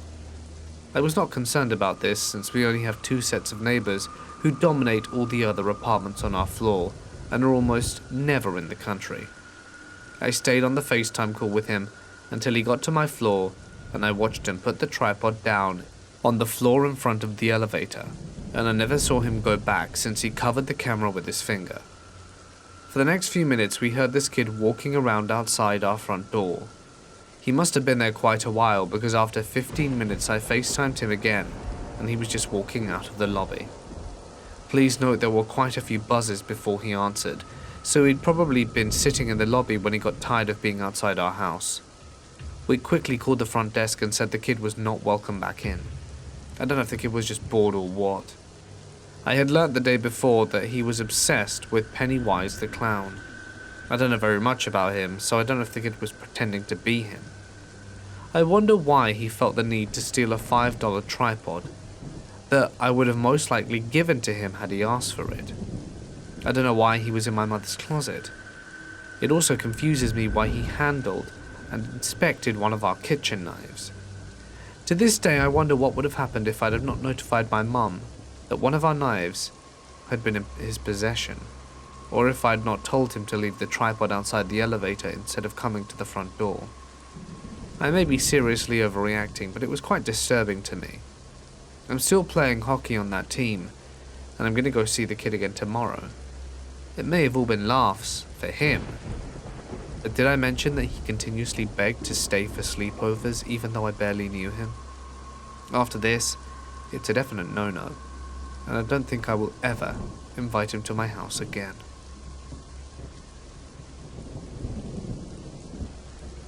I come from a South Asian country where it's kind of unsafe for a girl to go out on solo adventures. That being said, there are some states which are relatively safe. 2019 had been a rough year for me, but by October I'd started feeling rather better and decided to take a solo trip for my birthday. I spoke to some friends and decided to head to this small village down south. My brother helped convince my overprotective mother, as he'd already been there. But to put her mind at ease, I decided to grab some pepper spray. Unfortunately, we couldn't find one, so I kept a bottle of deodorant and a knife handy. I decided to stay there for 5 days, and booked a room at a guest house for only 2 days, thinking I would check out this guest house that my friend had suggested, and hopefully spend the remainder of my stay there. To tell you a little more about this village, it's a hippie paradise, if you know what I mean. Everyone is extremely friendly and warm, and they have tourists coming from all over the globe. Once I got to the room, I was a little paranoid because it seemed a little dingy. Forget about security systems, the latch on the door was barely functional. The first night was a bit unsettling, but nothing happened. The next day was my birthday, so I rented a bike and went out exploring the village. Sometime after lunch, I decided to check out the guest house that my friend had recommended, which was a little secluded but extremely peaceful. As I reached there, I was greeted by the owner, who showed me around. This place had big huts on one side and a small row of rooms on the opposite side. I decided to take the latter, as it was much cheaper, and I didn't plan on being in the room much anyway. We exchanged numbers and I told him I'd move in the next day. The next day I got there and had lunch with the owner, and he told me about the history of the place and a bit about himself. I realized that he wasn't around when my friend had been here. I was trying to read him, see if I was getting creepy vibes from him, since I was going to be spending 2 nights there, but didn't see any red flags in particular. After lunch, I went to a restaurant that was right behind the guest house. I met some of the locals whom I was already acquainted with. Along with them, there were 2 new guys, one of whom was from my city. The 3 of us instantly clicked and started hanging out. Once it got dark, we came back to my guest house to chill. When the owner told us that he was planning a bonfire with some of his guests/friends who were sitting at another table, an hour passed. We ate, played cards, but the guys didn't seem like they were much in the mood for bonfire, and left shortly after. Since the owner had already set things up, we decided to spend some time by the fire with him. We were all sitting and chatting until midnight, when the other 2 boys decided to take off as they weren't staying there. I told the owner that I'd head back to my room too. He tried to convince me to stay out a bit longer, but I didn't want to be alone with him. My room door had 4 to 5 locks, but only 2 of them worked, so I locked them and realized that the windows facing each other did not have any panes, and the curtains were made of scraps of cloth, which meant that anyone could peep inside to see everything. So I went to the bathroom to change and clean up. As soon as I stepped out and started rummaging through my bag, I heard someone whisper my name twice. My heart skipped a beat. and I froze for a few seconds. I decided to ignore it and quickly turned out all the lights. Before going to bed, I decided to keep the bin right in front of the door in case somebody tried to open it. At least that would make noise. I took out my deodorant and knife and kept it right next to me on the pillow before laying in bed. I kept looking at both of the windows on the side to see if anyone was out there. About an hour and a half later, the metallic door started rattling violently, as if someone was trying to force it open. Instantly I stood up and got a hold of the knife and deodorant. My mouth went dry and my heart started beating fast. I didn't know if I should scream because I only knew of one other girl who was staying in the opposite hut. After what felt like forever, the door stopped shaking and I collapsed onto the bed. I checked the windows to see if anyone was walking by, but no one did. I tried to think of what it could have been. Maybe it was the wind, but the curtains hadn't moved one bit. It had to have been a person. I don't know when, but I passed out soon after. I woke up at around 6 a.m. to see that it was almost bright outside. I closed my eyes and tried to go back to sleep, but when it started happening again, frantically, I shot up in bed, ready to attack. But once again it stopped after a few minutes. I didn't even understand what was happening. Was it even real? I went closer to the door and got a look at the bin that I had kept by the door. It had moved away from its original position. Yes, something had definitely happened. Not knowing what to do, I opted to go back to sleep. When I got out of the room later, I tried to read the owner's face, but it was just as hard to read as the day before. What worried me the most was that I had to spend another night in that room.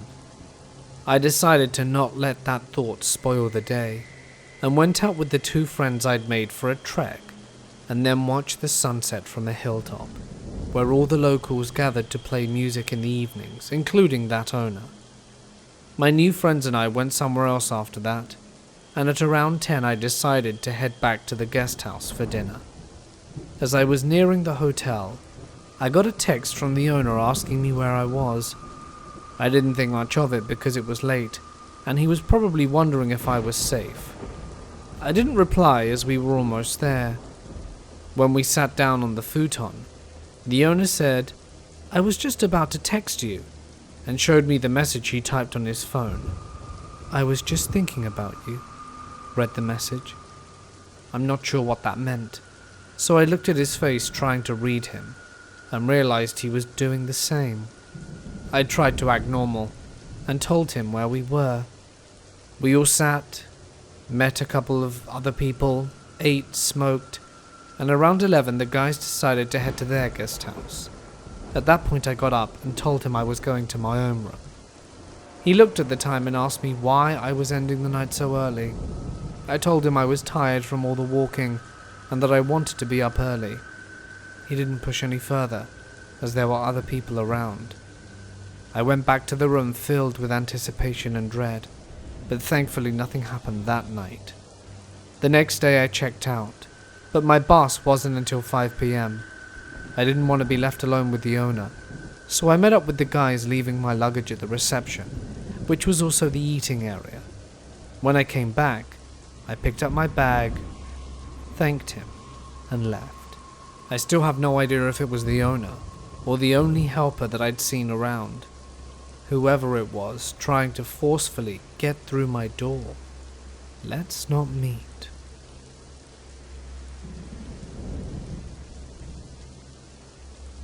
Growing up, my mum was a bartender. She was a single parent, so I took care of my little brother most nights.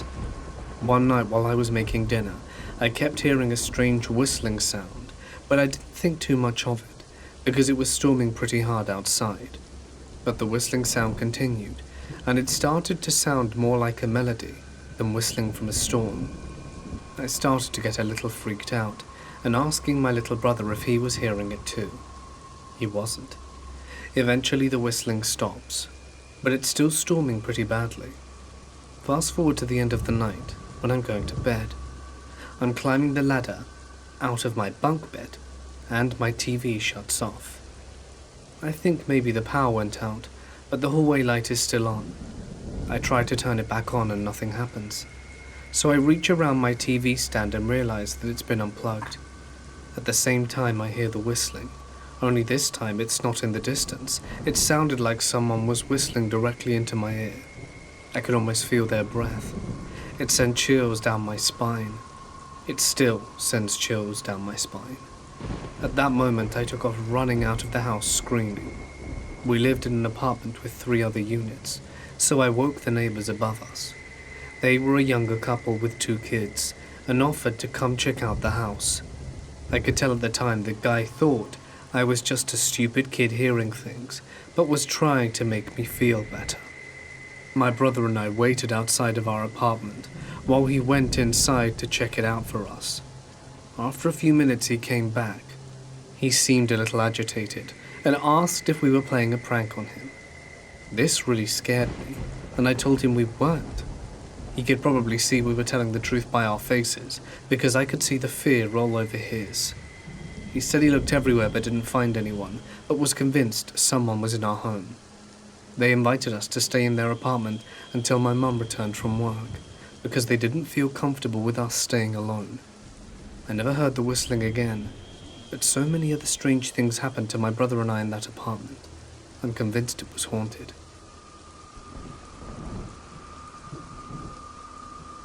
My whole town is haunted.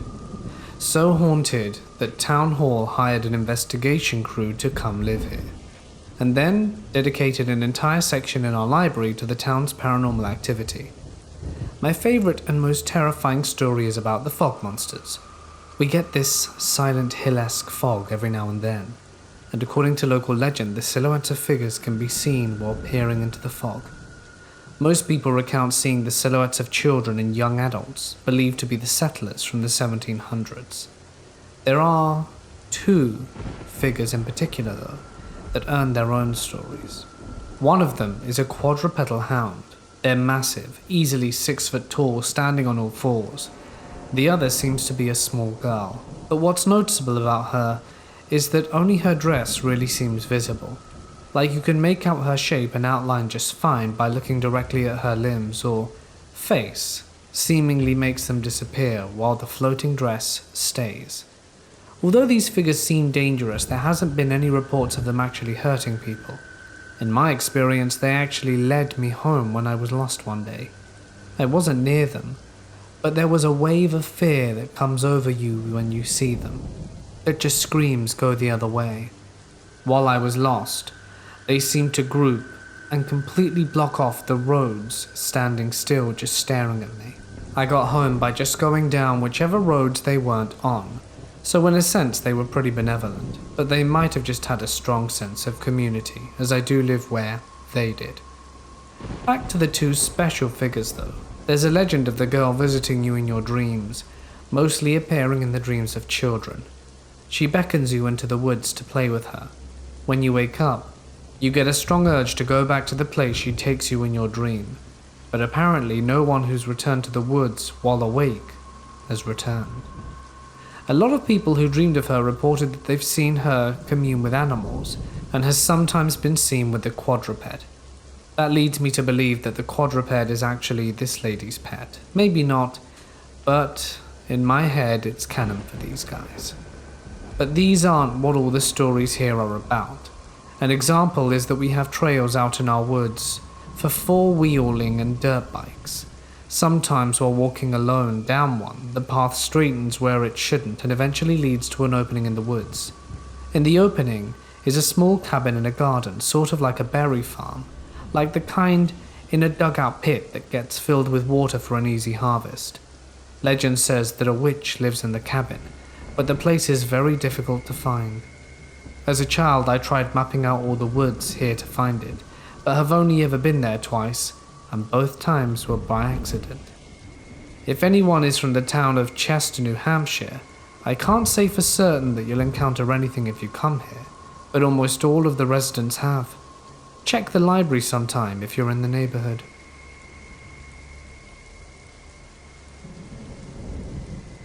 Have you ever been followed? I mean, properly followed.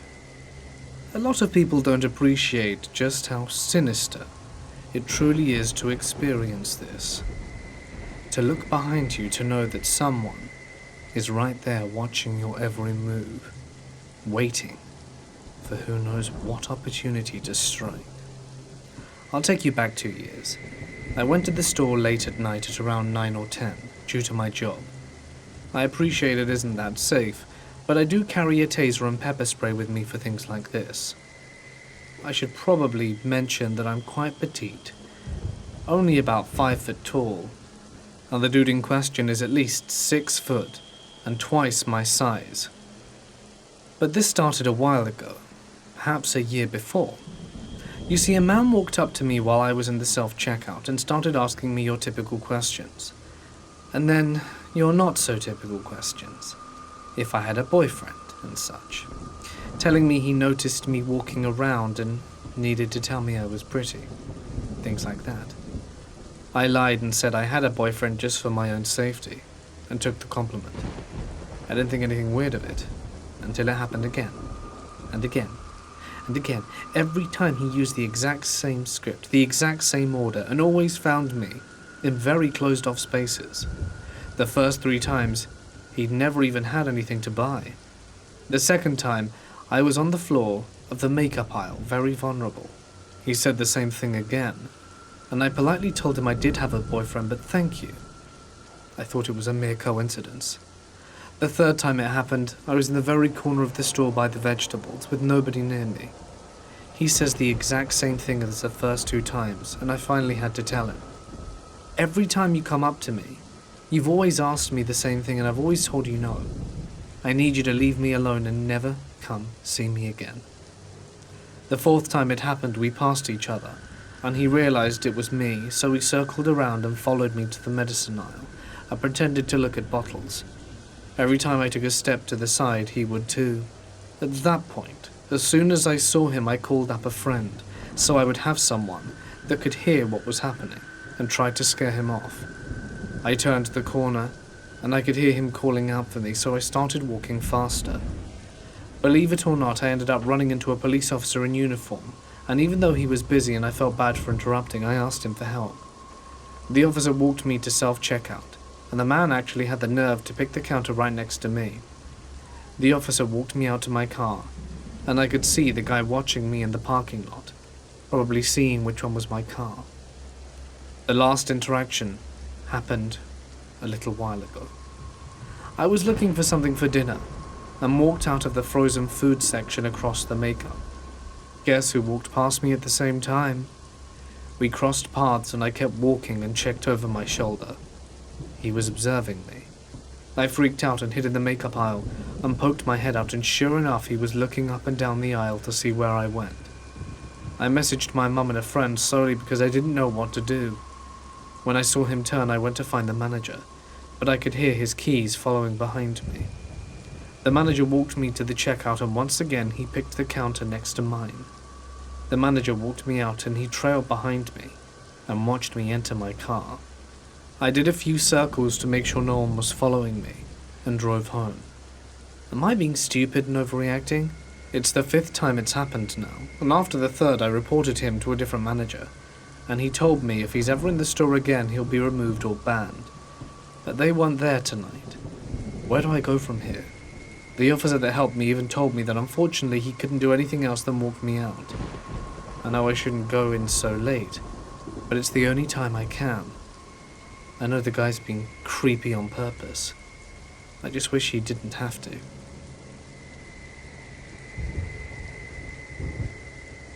I've always had my demons, just like anyone else. And just like everyone else, I've had to find ways to cope with my problems. Some people work out, some people get counseling. Some people narrate scary stories on YouTube. My crutch was alcohol. I would get so plastered that I would wake up in random places and not know how I got there. I ended up in the drunk tank more than once and had my license suspended, but I guess that's not relevant. Basically, I had a lot of problems with alcohol.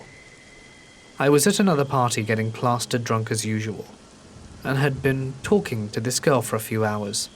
Well, more like making out and drinking with this girl for a few hours. She was around my age in her early 20s, skinny, and had dark circles around her eyes. It looked like she hadn't slept in weeks, but my drunk self thought she was the hottest girl I'd ever seen. The party had died down. Everyone was starting to leave. So the girls said, if you want to keep going, I know a good place to get wrecked. She might as well have said I'd won $1 million. And I agreed, and we left.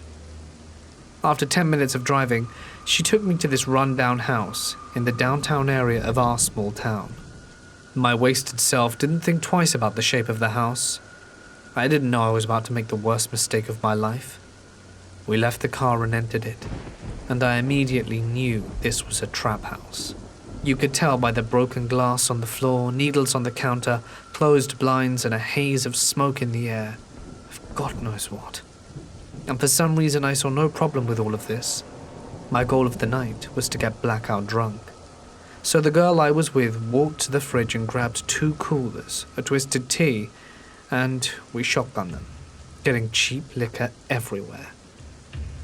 At this point, I was really hammered, and told her I needed to sit down.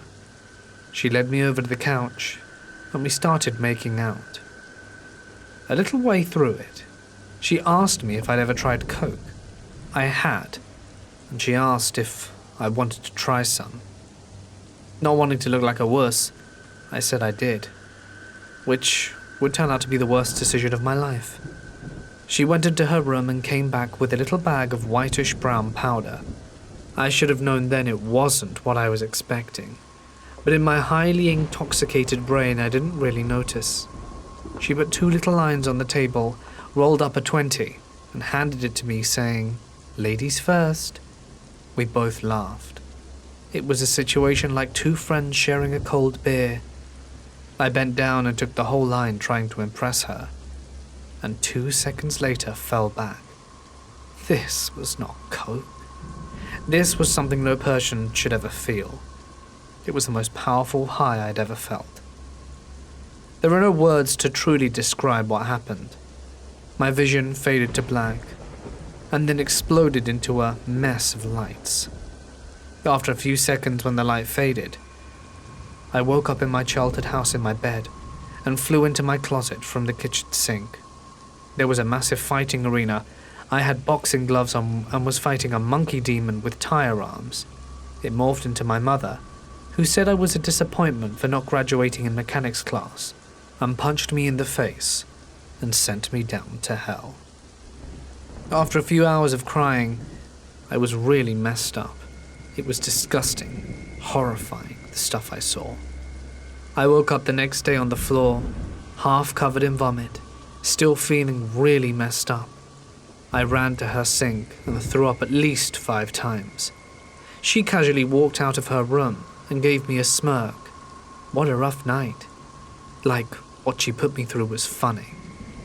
After I was done emptying my stomach, I screamed at her. She just laughed.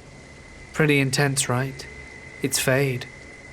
For your information, Fade is a substance that is very common in my town, composed of both meth and heroin. She said that, and I really had to hold back the urge to swing at her. I ran out the house, without listening to anything else she had to say, and called a cab a few blocks away. After doing some research, what I experienced was called nodding out. It's common to see visuals when nodding out, and it's pretty much the point before overdosing. To be honest, I'm not sure how I didn't die that night, but needless to say, from that day forth I never drank again, and after months of therapy, and a newfound fear of leaving my house, I am recovering. Please don't dabble in drugs, or even overdrink. You never know how badly it can spiral. And to the junkie that ruined my life and slipped me into hard drugs, let's not meet again. I received a murder threat by phone once, and was followed by a black Cadillac wandering around by my house, only to stop later near me, followed by a guy with a machete walking in front of my house, trying to see if anyone was there. By the time the black Cadillac parked a few blocks away, I went over to my neighbor's house. They were the ones who called the cops, while I called my parents, as I was home alone at the time, and could barely talk since I was on the edge of crying the whole time. Nope, just some random guy trying to get money or whatever. It took me a few years to get over that.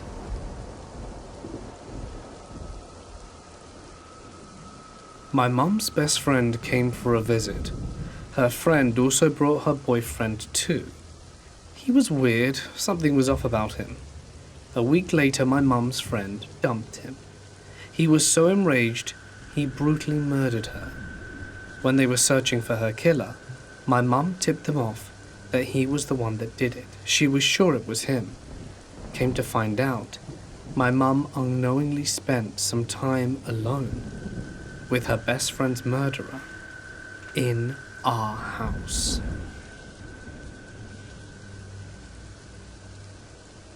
Do you know those silly school trips that last a few days?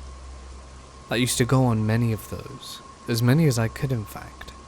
I loved them. It was always fun to choose your roommates and decide who went in which bed.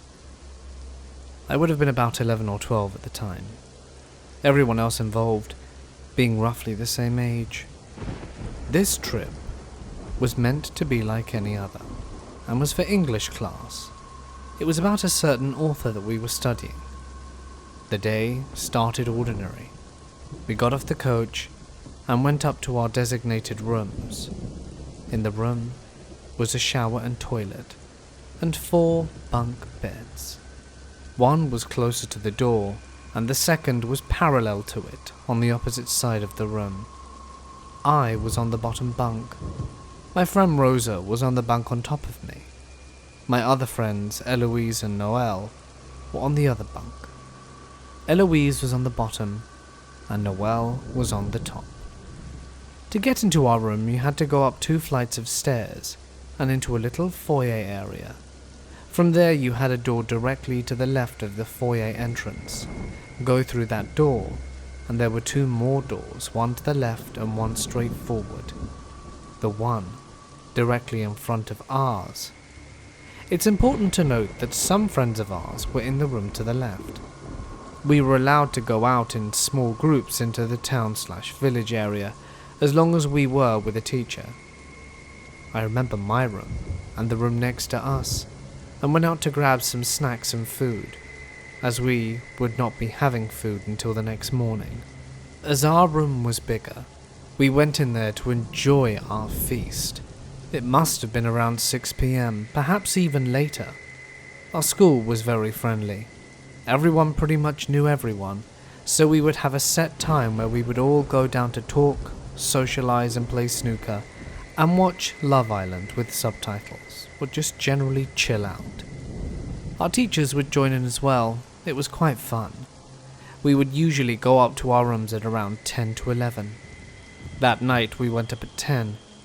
My roommates and I stayed up for a while, talking and sharing sweets. The rooms next door didn't have a toilet, and they were worried about what they could do, so decided that instead of being smart and just giving them our room key and taking it back in the morning, that we would keep our door unlocked for them. I'm pretty sure I fell asleep around midnight, after everyone else had passed out too. I woke up a short while later, completely knackered and half asleep. I'm a light sleeper, so when I heard the door click shut, I immediately woke up. I assumed it was one of the girls next door coming in to use the toilet, but it wasn't. I heard a low grunt, or panting, which confused my still asleep brain to no end, but I concluded that it was one of the male teachers who just forgot to check up on everyone. It's not that uncommon. What I did not expect was the dude to come over and sit down on the edge of my bed, as if he were getting ready to get in it. He sat on my foot, and I guess he felt it, because he stood back up and put his hands on the end bars of the ladder on both of the bunks. I assumed trying to stay standing. For some reason I still thought it was a teacher, but I was starting to wake up a little at this point, starting to take in the situation. I heard him say, "This is not my room, it's a room with girls in it." I just replied, "Yes, it is."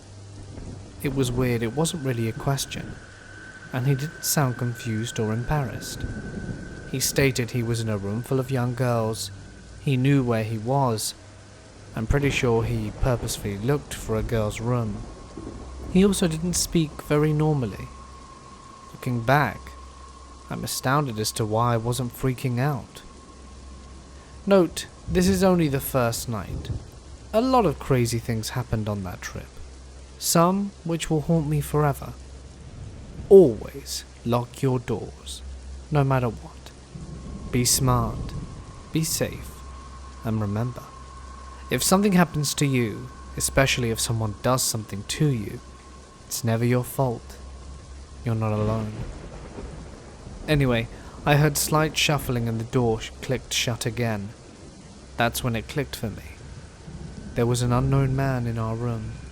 I spoke to him, and I bolted up in a sitting position and quietly slipped out of bed, grabbing our room key off the coat hook we put it on. Then I saw legs. I would have screamed if I wasn't so stunned, scared and tired. I scrambled back into bed, which is when Rosa woke up. She was incredibly tired, and I was on the verge of a panic attack. I got up off the bed so that she could see me, and just pointed at the legs. When she saw them, she went wide-eyed and looked like she would join me in panicking. We began whispering, trying to figure out what to do. Then Noelle woke up, asking us to be quiet as she was trying to sleep. So Rosa broke the news that we probably wouldn't be sleeping properly at all that night. Noelle didn't believe us at first, so I tiptoed over to her and showed her the legs. Then it hit us. He was naked. There was an unconscious man in our room, just in front of the door, blocking out the only escape route from the room.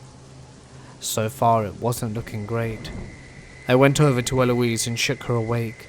She scared us half to death with how badly she sounded. We were terrified that this man had come into our room with bad intentions, and we were either pretending to be unconscious so that we could go near him, or that he had somehow managed to knock himself out. But if we went near him, he might awaken. I got Eloise to calm down, and Rosa once again explained as I started to break down. The other girls close behind me were in distress. We got our phones and started calling every friend and contact that was on the trip with us, desperately hoping they were awake, so that they could come and save us. But sometimes you have to be your own hero. We were trying to stay calm and figure out a plan. When Noelle was able to reach Dad on the phone, he gave us some advice about how to handle the situation, but ultimately told us to get out and find some help. Remember that the man went into the entryway blocking the door with his head? It felt like we were trapped, but we decided to just do it. If it went wrong, we would just hit him on the head with the door. Simple. Noelle went first, followed by Eloise, then me, then Rosa. The door was only slightly cracked, so we had to move quickly and quietly, trying to fit through the crack as best we could. Otherwise, we ran the risk of hitting him and waking him up. I'm fairly certain Rosa hit him on the head just to spite him. I wish I had had the confidence to do that too.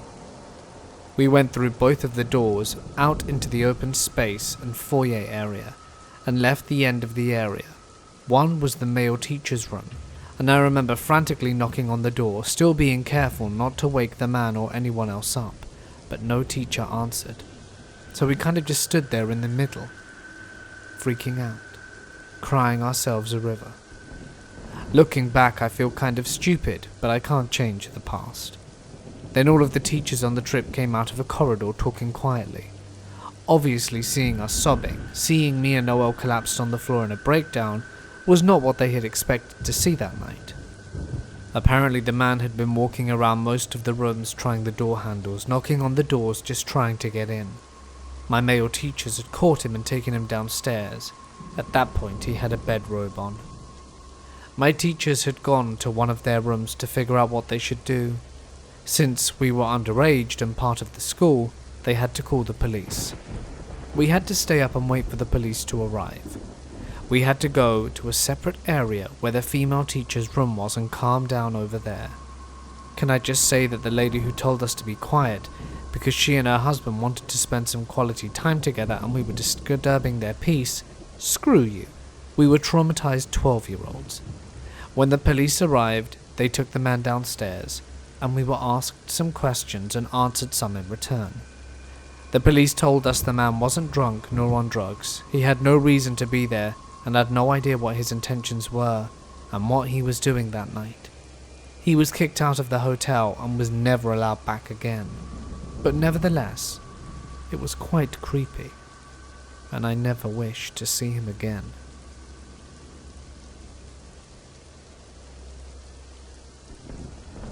I live in a really small rural area, but I don't drive, which can sometimes be a real pain. Occasionally, if I can't get a lift from a friend or a taxi, I hitchhike to the nearby towns, about a 10-minute drive either way.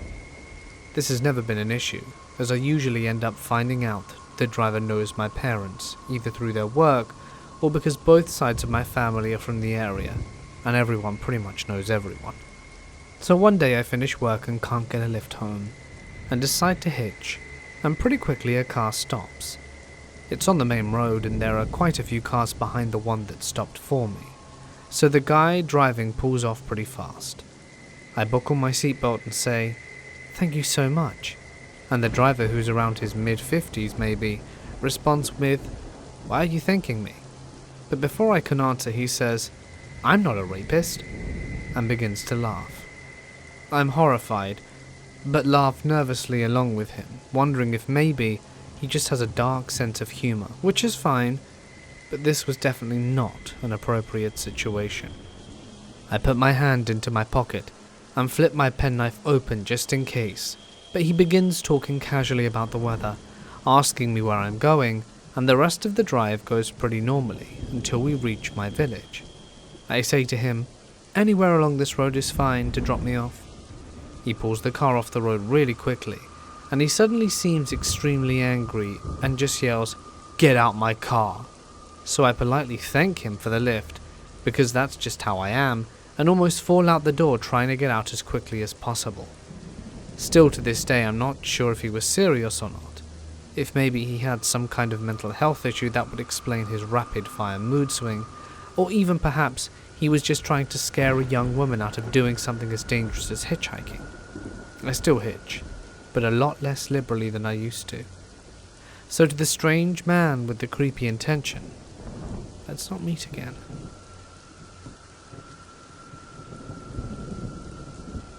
To build context, I'm an Irish female, and this happened back in 2007, when I was in my mid-20s. Back then I loved going to the clubs to dance the night away. One particular night I went out with some friends, which included my cousin Frank. We went to a nightclub, had some drinks, and danced to the Daft Punk One More Time, as well as other popular music of the time. I wasn't living in this town at the time, so I arranged to stay at Frank's house. We had a fridge stocked with beer for when we got back and planned on getting wasted. We probably left the club at 1 a.m. and got a taxi to his house. Back at Frank's house, we spent a good few hours listening to Led Zeppelin, Nirvana, with a bit of Metallica thrown in for good measure. My cousin was in a rock band and loved the classics. At around 3 a.m., Frank's bandmate Jack called and asked if he could come over to stay. He had been clubbing at a different location and needed somewhere to crash. Frank lived alone in a 3-bedroom house, and being a single guy, he hosted a few wild parties over the years. Frank told him no problem and that he could come over, but explained that we were having a quiet night. In other words, not to bring anyone else. Jack came over and seemed super friendly. Being the drummer of the band, he looked exactly like what I expected. Long hair, Zeppelin t-shirt and ripped jeans. His behavior changed not long after arriving. He was super animated and was just on a different buzz. He definitely seemed drugged up on something, And hey, so long as he enjoys himself, who am I to judge? At one stage, he started playing air drums, and continued with it for ages. During one of his air drum solos, I asked him to play something and he didn't answer, and I kind of nudged him very lightly, but just to get his attention. That's when he went crazy, and shouted at me to never interrupt him when he was playing drums. That pissed me off. I didn't like the aggression. Frank said, "Relax, man, there's no need to shout." Jack replied that no one should interrupt him when he was in the zone. Frank and I rolled our eyes and carried on chatting, drinking, and ignoring him. The atmosphere after that had changed, and the shift prompted me to go to bed. I don't know how long later, but I was awoken from a deep sleep when I heard this breathing sound in my room. I'm still in a drunken slumber, and it took me a few minutes to register that the noise sounded like someone inhaling. Someone was in my bed, with a bunch of my hair in his hands, just sniffing it. I froze. "What the hell are you doing?" "Relax, I'm just smelling your hair," said Jack. "Not gonna do anything." Well, adrenaline coursed through me, but I was stuck to the bed with fear, and the room was pitch black. I shouted for Frank at the top of my lungs, and in a speedy time he ran to the room, turned on the light, only to find Jack in my bed, holding a handful of my hair. "It's not what it looks like, bud," he said. "I was only smelling it." I was sleeping facing the door, so I could see Frank, and I dared not look behind me to see Jack. But his voice sounded like that of a child who knows he's done something wrong and is about to get into trouble. Frank lost it, told him to get the hell downstairs. My cousin apologized a lot, but said he did not want to kick him out of the house in the drugged up state he was in. The door had no lock, so my cousin slept in a chair in front of the bedroom door. Jack actually tried to come in again. I woke up to Frank telling him to get the hell back downstairs or we would kick him out the house. The next day he was gone by the time I got up. But a few days later, when Frank tracked Jack down, he was told he'd been mixing drugs with alcohol and was embarrassed by his behavior. Even though it's been years since it happened, it still gives me the creeps to think about. Big, deep, slow inhales, and it gives me goosebumps. The band broke up not long after that, so I never had to meet him again. I was told he was a good guy, so maybe the drugs made him super strange. I'm just glad Frank was there, or who knows what he would have done to me.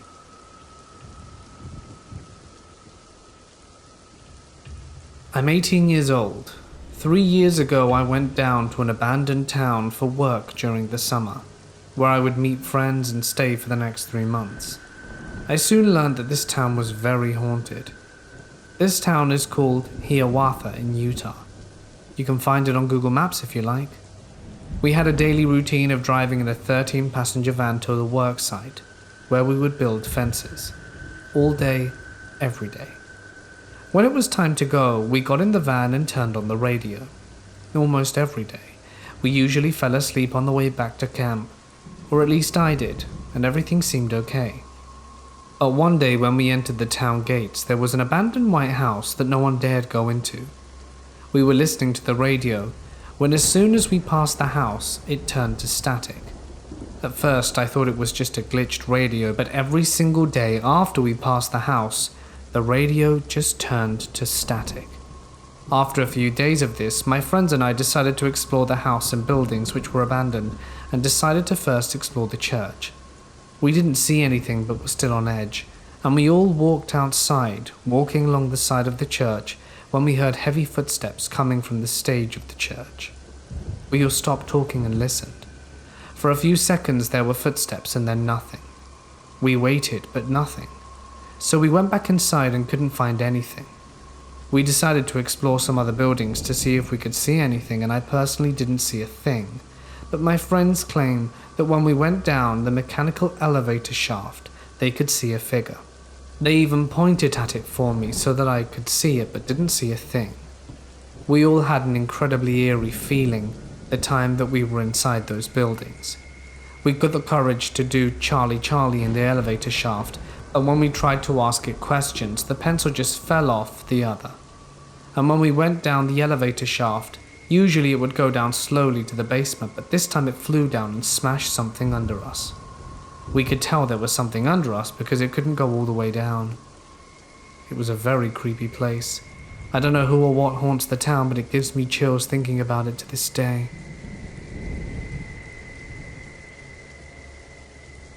This happened around 2 years ago. I work at a store of a big fast food chain to pay for my university. Our staff changes frequently because a lot of students and migrants work at our place, so you don't get to know each other very well. Everyone has their own social life, and it's very, very rare for co-workers to establish friendships outside working hours. Still, you know the people on your shift, and the night shift has particularly few workers. One of my co-workers, Jasir, started to get interested in me. Not that I noticed. I'm young and dumb, like being friendly, and, important for later, have a hard time saying no. In December of 2019, our store threw a Christmas party at a pub. I went and had a great time, but I also made plans later for that night. Because of that, I wanted to leave early, which made Jasir also want to leave early despite the fact he neither needed nor planned it beforehand, which made me feel uncomfortable. Unfortunately, he didn't know how to get to the train station and I did, so I couldn't say no and just allowed him to tag along. When we arrived at the train station, it came to light, when there was no train he could take to get home. None. He did not check beforehand. He did not ask me. He just wanted to tag along with me. It was quite uncomfortable. Instead of taking the train to the main station, he got into my train and only out. When I insisted, he changed trains at another big station. But oh boy, that was not the train of the title. But oh boy. In January of 2020, Jasir asked me out for a coffee and I agreed. I thought, he just wants friends. He doesn't have any of his own. And it'd be nice to make friends with co-workers from his point of view.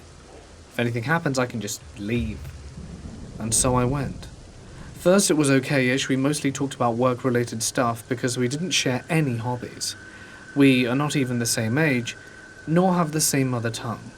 Jasir didn't like talking about work or much else really. He started talking about how different I was from the other co-workers, how nice of a person I am, and how good my charisma was. Then he asked me if we could get to know each other better. I genuinely didn't want to, and still didn't. Jasir is not my type. Neither as a person nor from his looks, especially his looks, even if I sound superficial. While I am in my early 20s, Jasir is at least in his early 30s, and I have no problem with age. Instead of telling Jasir a straight no, I told him I wasn't interested in having a boyfriend. He didn't take it that seriously and told me that I would change my mind.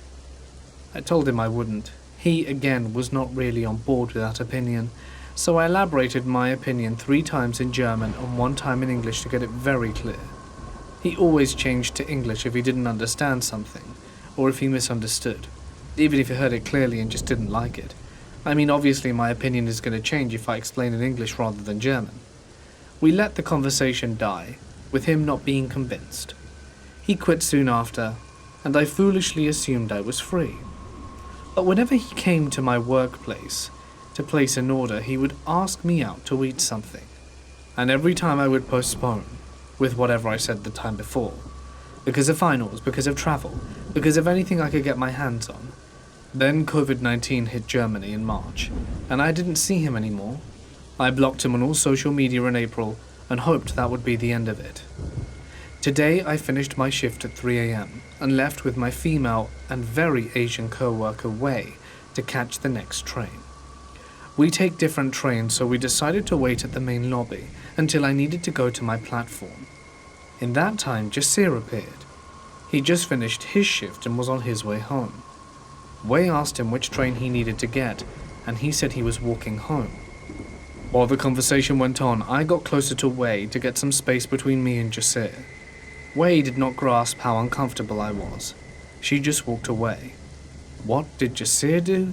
He placed himself between me and Wei, right in my line of vision, and every fibre in my body felt how he barged into my personal space. I decided I could not take a private conversation with him and said, "Oh look, I need to get to my platform." I did this to end it, but Jasir followed me. through the main lobby, through the train station, into the elevator and into the train. I was internally screaming and walked through the train until I saw another passenger. I sat down in the rows of seats next to me and Jasir followed. As if every bit of luck had just left me, the other passenger moved seats and went away, so I was back alone. Jasir spoke and spoke, and I showed clear signs of not wanting to continue the conversation. I hoped he would leave before the train departed, but he didn't. Mind you, the train goes in the opposite direction of his house, and it's an hour walking distance from my workplace. There's no way in hell this man could get anything out of taking the train except to follow me, just to keep talking to me and not with me. I was freaked out, and told him in English he was actually being very weird. Maybe I should have used a different word, but English isn't my first language, and at that point I only thought about escaping. I could not let him see my station, or he could easily find out where I lived.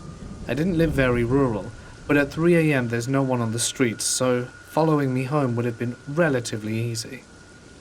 I decided to get up at the next station, let him get out the train first, and then just stay inside as the doors closed. Fortunately it worked, but only after telling him clearly this was not my station. I would not get out, and he would not get back in. I even held my hand out to stop him from going back. He stayed outside after the conductor shouted at us to let us close the door. So let's rewind. He's older than me, but does not get the concept of me not wanting to be in a relationship with him, and whenever he doesn't like the answer, he just tries to speak in English because he thinks it's a miscommunication. He followed me twice into my train and almost to my house, without even thinking about just how creepy that is. Jasir, sincerely, let's never meet again.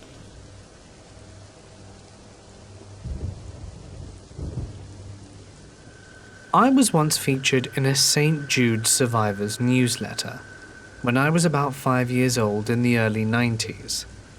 The newsletter went out across the country and apparently into Canada.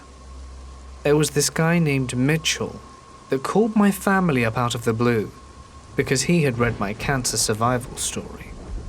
He lived somewhere in Canada and claimed to be this big-time Christian and wanted to talk to me about God and prayer. My mum let him talk to me for whatever reason, and the guy actually just wanted to talk to me about Alf, the TV show. This Canadian dude's name was Mitchell, and was obsessed with Alf, and somehow got a hold of our mailing address and sent me a ton of Alf merchandise, coloring books, pencils, you name it. For some reason, my parents let him talk to me whenever he would call, because they bought into his God stuff and liked how he sent me free things. This went on for about a year, until he asked me if I'd ever heard of John Wayne Gacy. He told me who he was, and that he had escaped Gacy when he tried kidnapping him. This happened when the man was a kid. He told me that I should tell my parents that they shouldn't trust strangers, because you never know who you could really be talking to. He didn't sound menacing when he said it, just matter of fact. Of course, my parents freaked out when I told them that, and they decided to change numbers and called the police. But as the guy lived in Canada and hadn't really threatened me, nothing could be done. Keep in mind, Mitchell somehow had our mailing address and knew exactly where we lived. We had plans on moving anyway, though. Fast forward 10 years to 2001. We live in a new house, in a new state.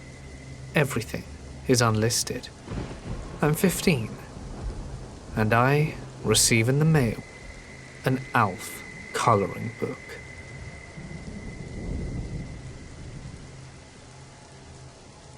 A few years ago, me and my now ex went on a weekend away together.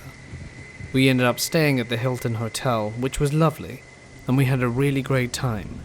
But I'll never forget the last night we stayed there. Throughout the trip, we kept seeing the same hotel worker. I mean, he did work there. But with it being quite a large hotel with many staff, you think we wouldn't run into the same one all too often, but there he was. He was there when we ate. He was there when we went to use the pool, and every time I walked past him, he'd give me the strangest look. I remember on our last day, I left the room to go get some more ice, and guess who appears as I was at the dispenser? You guessed it, the same guy. I thought as we were leaving in the morning anyway, I tried to ease the unnecessary tension and smiled at him and tried to make small talk. He just point blankly ignored me and glared at me, watching me intensely as I finished filling my bucket, as I left very stupidly and said bye and offered a half wave. This visibly angered him, and he actually started to grind his teeth, so I very briskly walked back to our room. Once I was back, I very casually locked our door and also applied the chain. Unnecessary, I know. Nobody without a key card could get in, but I just felt a bit creeped out. I didn't mention anything about it to my ex. I just wanted to enjoy our last night, and we did. Well, up until about 3 a.m. anyway. We were laying, chilling, and cuddling in bed trying to sleep, when we both shot up, as we heard what sounded like the doorknob start to jiggle. We both looked at each other surprised, but I assured her someone probably just had the wrong room. I was sure of that assumption, until we heard the familiar beep and the door unlock. Someone had a key. Someone we didn't know or expect. The door slowly pushed open until it snagged on the chain, and upon realizing this, the intruder swiftly closed it. We were both stunned, but I quickly snapped out of it, hoping I could catch a glimpse of who it was. I ran to the spy hole and peeked through it just in time to see a hotel employee briskly walking away. I could only see the back of them, but I knew who it was. I wanted to tell the desk what had occurred because my ex begged me to stay with her and that she didn't want to leave the room, so I did. We tried to sleep, but couldn't, and checked out first thing. I did mention it as we left, and they said they'd look into it, but I never heard back. The Hilton is a lovely hotel, truthfully. I'd love to stay there again one day. But that creepy hotel employee really spoiled that night for us.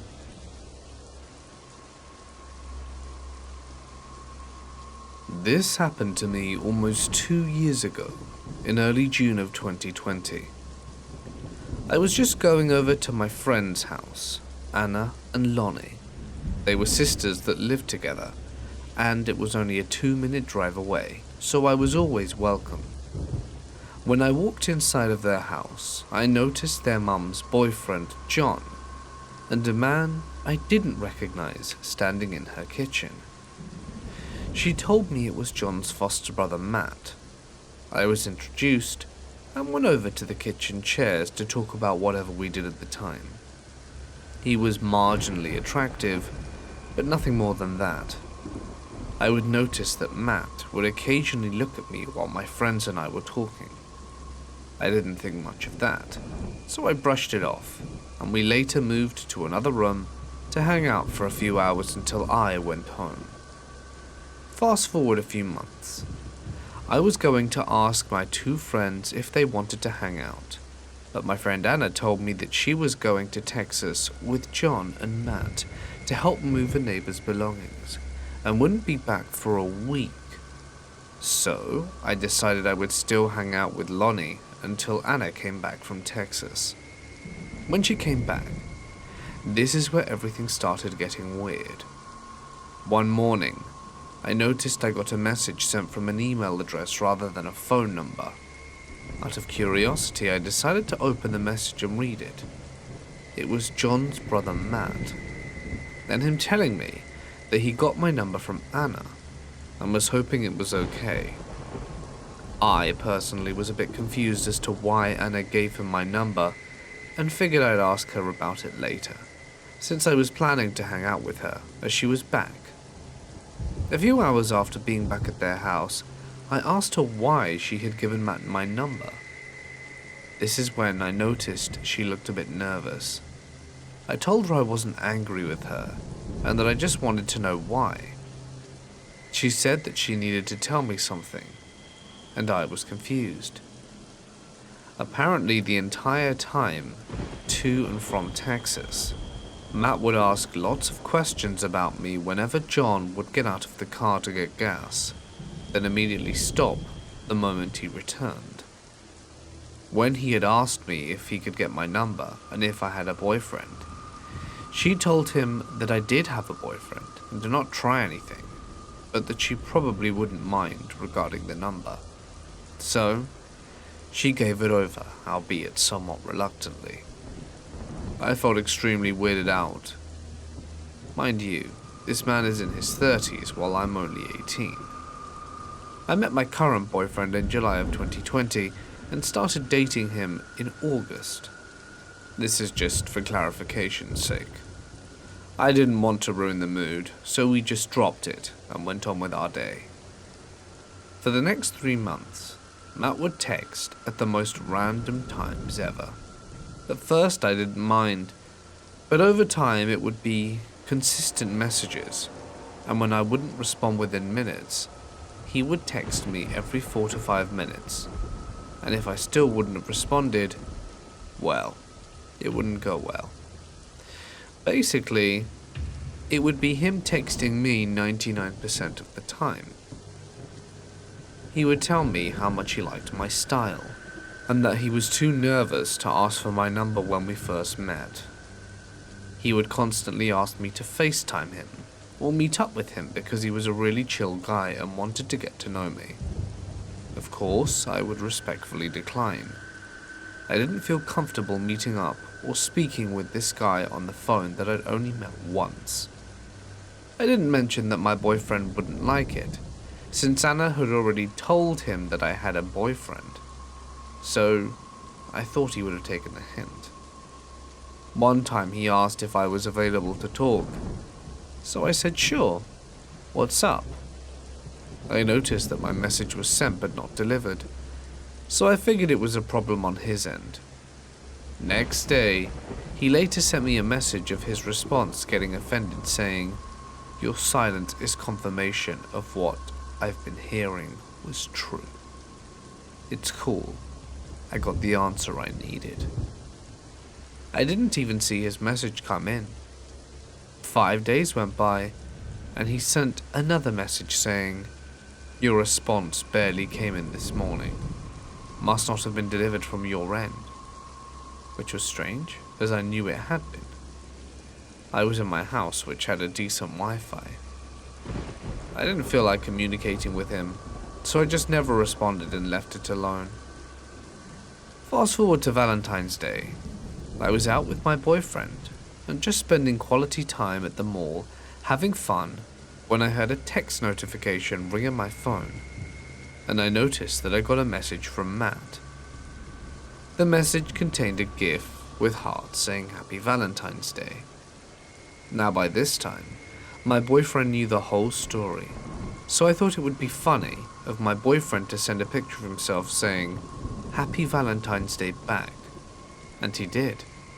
Matt responded, saying he had actually sent that to every woman in his contact book, and if I had a problem with it, I could have just ignored the message, and that he couldn't wait to tell his army buddies about this, and that he should post the picture of my boyfriend online. Now we both know he was extremely defensive, and overall acting childish. So my boyfriend texted Matt on how weird it was for a 30-year-old man to be texting an 18-year-old, and he repeatedly asked to stop contacting me. Then Matt would just make military jokes to my boyfriend about how he's in the Marines and Matt was in the army, comparing the two, irrelevant stuff. So me noticing the conversation getting nowhere and I getting fed up, I grabbed my phone back and just told Matt sternly to never contact me again. By that point he was just making rumors on how to talk to another dude in the military, and it never worked out. Just making an arse out of himself, really. I didn't care if he was upset. I have a boyfriend, and he was the one who got upset in the first place. I just switched off my phone. I wanted to have a good time. So, the day after Valentine's Day, I received 2 extremely long messages from Matt on how he was disappointed with me. I never mentioned that I had a boyfriend to him, which in either case wasn't his business. How he never would have reached out to me if he knew I wasn't of age.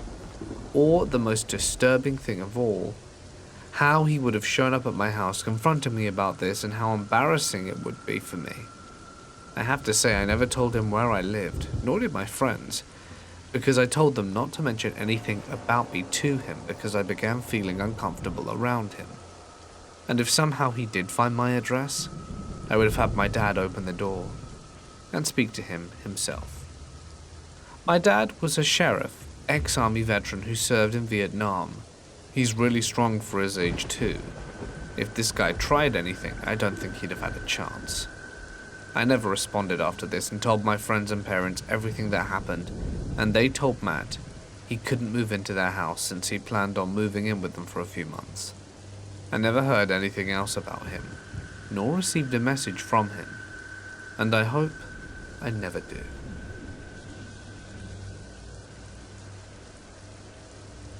Christmas Eve dinner at Burger King. Sounds innocent enough, right? Not my first choice, but I had to work late, and being Christmas Eve, it looked to be my best choice. I got finished working at 9 and had some coupons for Burger King, so that made my decision for me. When I got to Burger King, I noticed it was still open, but the dining room was shut down. The only way I could get something is if I went through the drive-thru. Only problem is I don't have a car. I tried to walk up to the drive-thru and place my order, but the compassionate young lady working the drive-thru wasn't having it. She told me if I didn't have a vehicle, I couldn't use the drive-thru.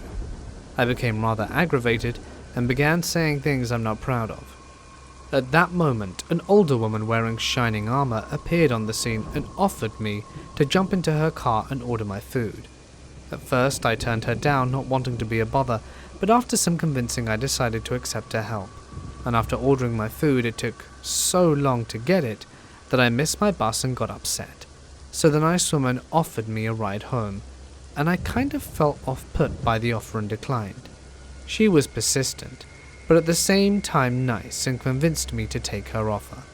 Mind you, I am a 250-pound 30-year-old man and really didn't feel that threatened by a 50-year-old woman.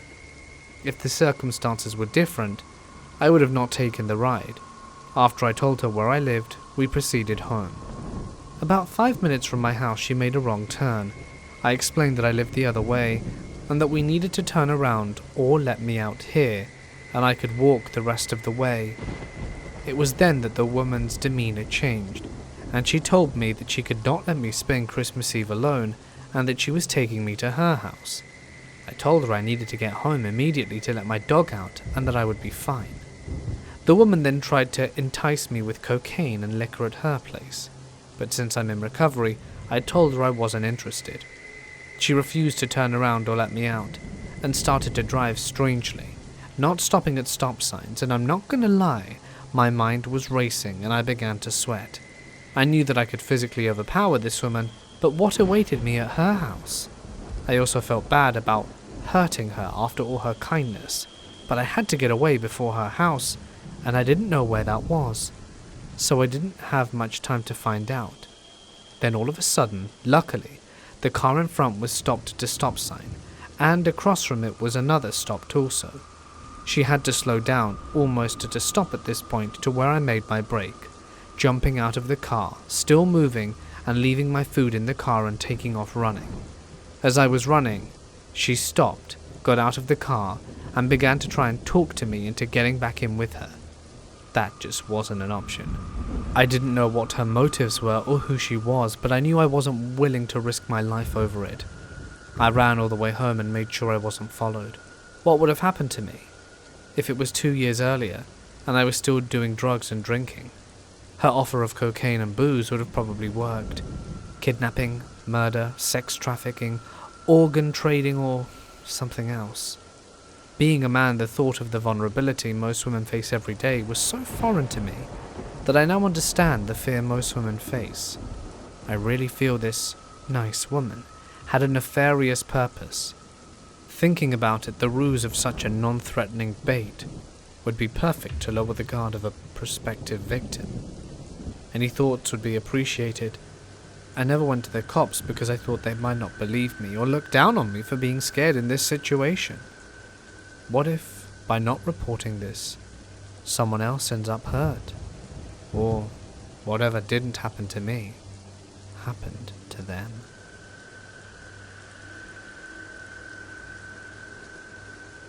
I love karaoke. It feels so expressive and cathartic to me that it helps me get through all of my bad days. I'm from a small regional town in Australia, so my choices for karaoke were very much limited to one underground bar a week. I went weekly, knew the regulars, and would occasionally drink until I had to do songs from pure memory, as the rest of my senses were shot. This was not one of those nights. I was wandering in with a friend of my sister's and a director that was auditioning me at this karaoke night, who also knew the other girl. I'm very socially anxious, so I kept to myself and ignored the strangers in the bar. I sang a few songs, got the part in the play, and my night wrapped up when a douchebag friend of the director's kept harassing the girl who was a year younger than me and about 45 years younger than him. I went to follow her because she was drunk and vulnerable, and there's no way I was going to leave her alone in that state. I got the douchebags that followed us away from her and promised the director and her friend that I would look after her and make sure she got home safely. God, I should have just left when she refused for a lift and insisted we find her friend. She calls up her friend who is on loudspeaker, and we both hear her swearing, screaming and crying. She runs and I go after her in case she needs my help. We find 3 guys walking away with this one girl sobbing on the ground bleeding as they had just punched her in the face. I watched as her friends helped her, and I turn my back on the guys to make sure we are walking away before I look back and they're all gone. Noticing the absence of the people, one of these guys just punched, and no one around, they started walking back to me and surrounding me, where at this point my fight or flight response turned into freeze or friend, and hopefully these dudes would go away. I'm immediately running through in my head if I should try and take them, but despite them looking a year younger, they were all taller and built from the gym, and 3-on-1 fighting should be avoided.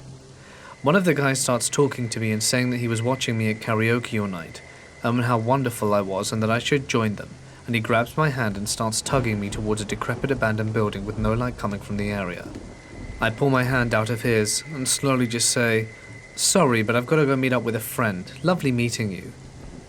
What happened next sent chills down my spine and put me in a state of shock.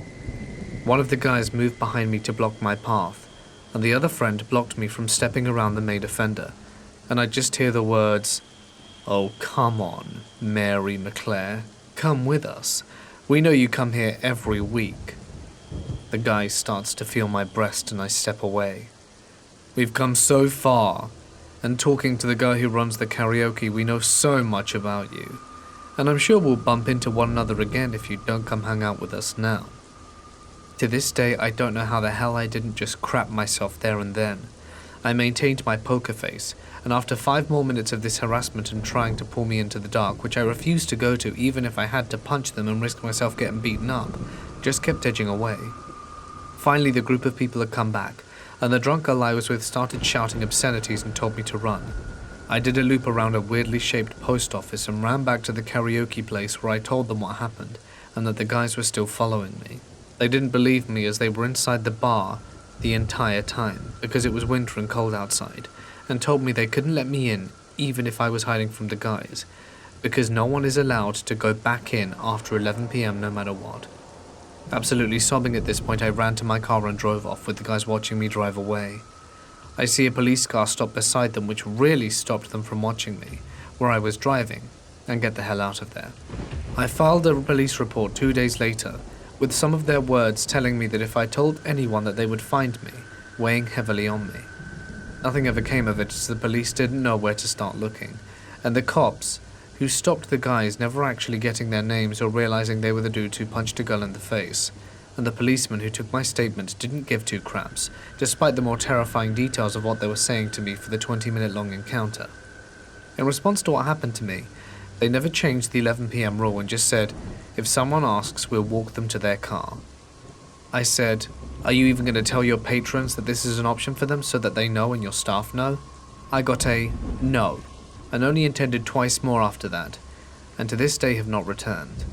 And to the 3 guys on the street who ruined karaoke for me forever, and the scumbags including the director, I sincerely hope I never have the misfortune of meeting you again. I was around 15 to 16. My mum, stepdad, brother, and brother's girlfriend all went out to the local pub for maybe an hour before this happened. I was home alone with my twin. We're both female, and we had just been watching Mamma Mia. Classic. Right as the credits were on, we go and grab a snack from the kitchen, and I'm stood in the hallway when I hear a knock on the door. It must have been around 8 or 9, at the latest, so not even too late. Standing with his face pressed right against the window on the door is a 40-ish-year-old man. I freeze on the spot and watch as this guy tries opening the letterbox, and through it he bends down and says, "Hey little girls, let me in." I told my twin to get around the corner to the kitchen, and I noticed with absolute dread that the front door was not locked.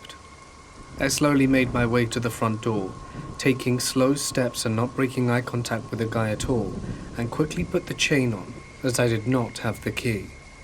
At this point I ran back to my twin, and she was already on the phone with my mum. It was awful in that moment, as we were trying to whisper and tell them to come home, but she couldn't understand us at all. Soon enough she understood, and told my brother and stepdad, who were running back to us. Throughout this, the guy was still trying to talk to us through the letterbox, saying stuff like, "Please, let me in." And we were hiding around the corner with our dog and a knife. After about 5 to 10 minutes after hanging up, the pub isn't that far, I heard my brother and stepdad at the door, and they made sure we were okay, and told us they didn't see anyone at all. It could have been a drunk guy, but the horrible dread feeling just sank into me, and I knew this wasn't a good situation at all. I knew some of you may be shocked that I didn't call the police, but this was the first sketchy thing to happen to me, and it didn't spring to mind in that instance.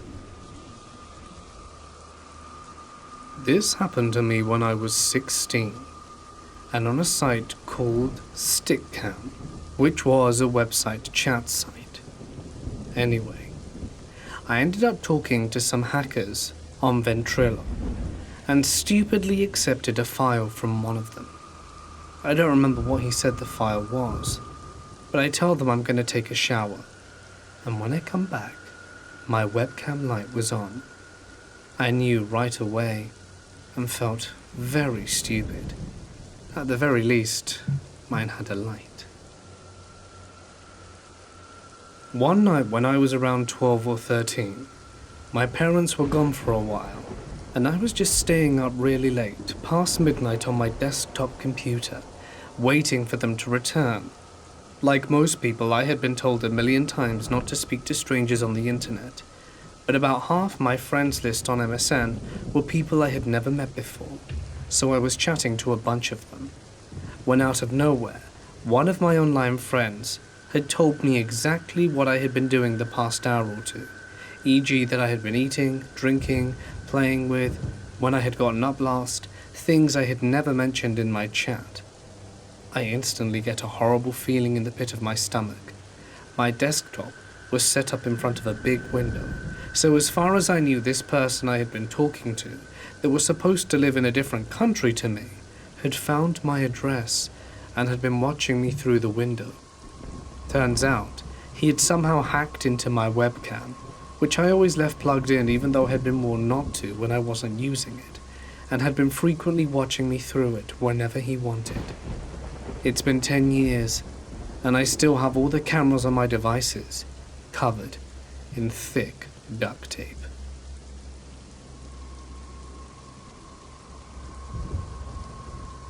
In September of 2016, I was a 28-year-old student of engineering at Aarhus University, Denmark, and after having planned and arranged my exchange year as part of the Erasmus program for some months, the time had finally come to depart and head for Brussels, Belgium. I could only move into my flat in a student residence, but on the 20th of September, that is when my contract started. However, my classes were scheduled to begin on the 12th, so I thought it would be reasonable to arrive in Brussels a week earlier on the 5th and sleep in a hostel until moving into my flat, so that I could get a chance to discover the city, familiarize myself with public transport, buy a student's ticket that would allow me to use the metro, tram and bus for the coming year for free, and that way I could deal with all the formalities and paperwork without any pressure. I also had to buy some things for my flat. Wi-Fi was free in the residence, but I still had to buy a router. So I had all the time in the world to deal with stuff that I was looking forward to and having a great time getting to know the city, as well as new people and the new culture. French skills weren't a requirement in my case, as my classes would be held in English, but maybe I could even pick up some French before diving into my studies at Brussels University. Now, for the sake of understanding, I am a gay male, and not scared of telling anyone when the subject comes up. In fact, I'm very relaxed about it, and people would probably describe me as quite masculine, straight acting, and good looking. At least, that's what their perception of me is. I can be a little nerdy when it comes to the topic of engineering, but I'm usually pretty open-minded and sociable. So even though my arrival went smoothly, I quickly felt a little lonely, and was glad to hit up conversation with people, which, however, wasn't always easy considering the language barrier at times. I was still very excited and positive though, and couldn't wait to immerse myself into my new environment. I checked in at the hostel, stowed my luggage away and made myself comfortable to get some rest. It was a 4-bedded room, and I could tell that 2 other beds were used and 1 was unoccupied. Shortly after, the most gorgeous and handsome guy entered the room. I was flabbergasted, as I was 100% sure that I was just experiencing what people called love at first sight. I was having the hardest time averting my eyes, but I tried my best since I didn't want to creep him out. He was tall, very slender, had longish blonde hair and pale skin, pouty lips, and the greenest eyes I had ever seen, carrying heavy luggage.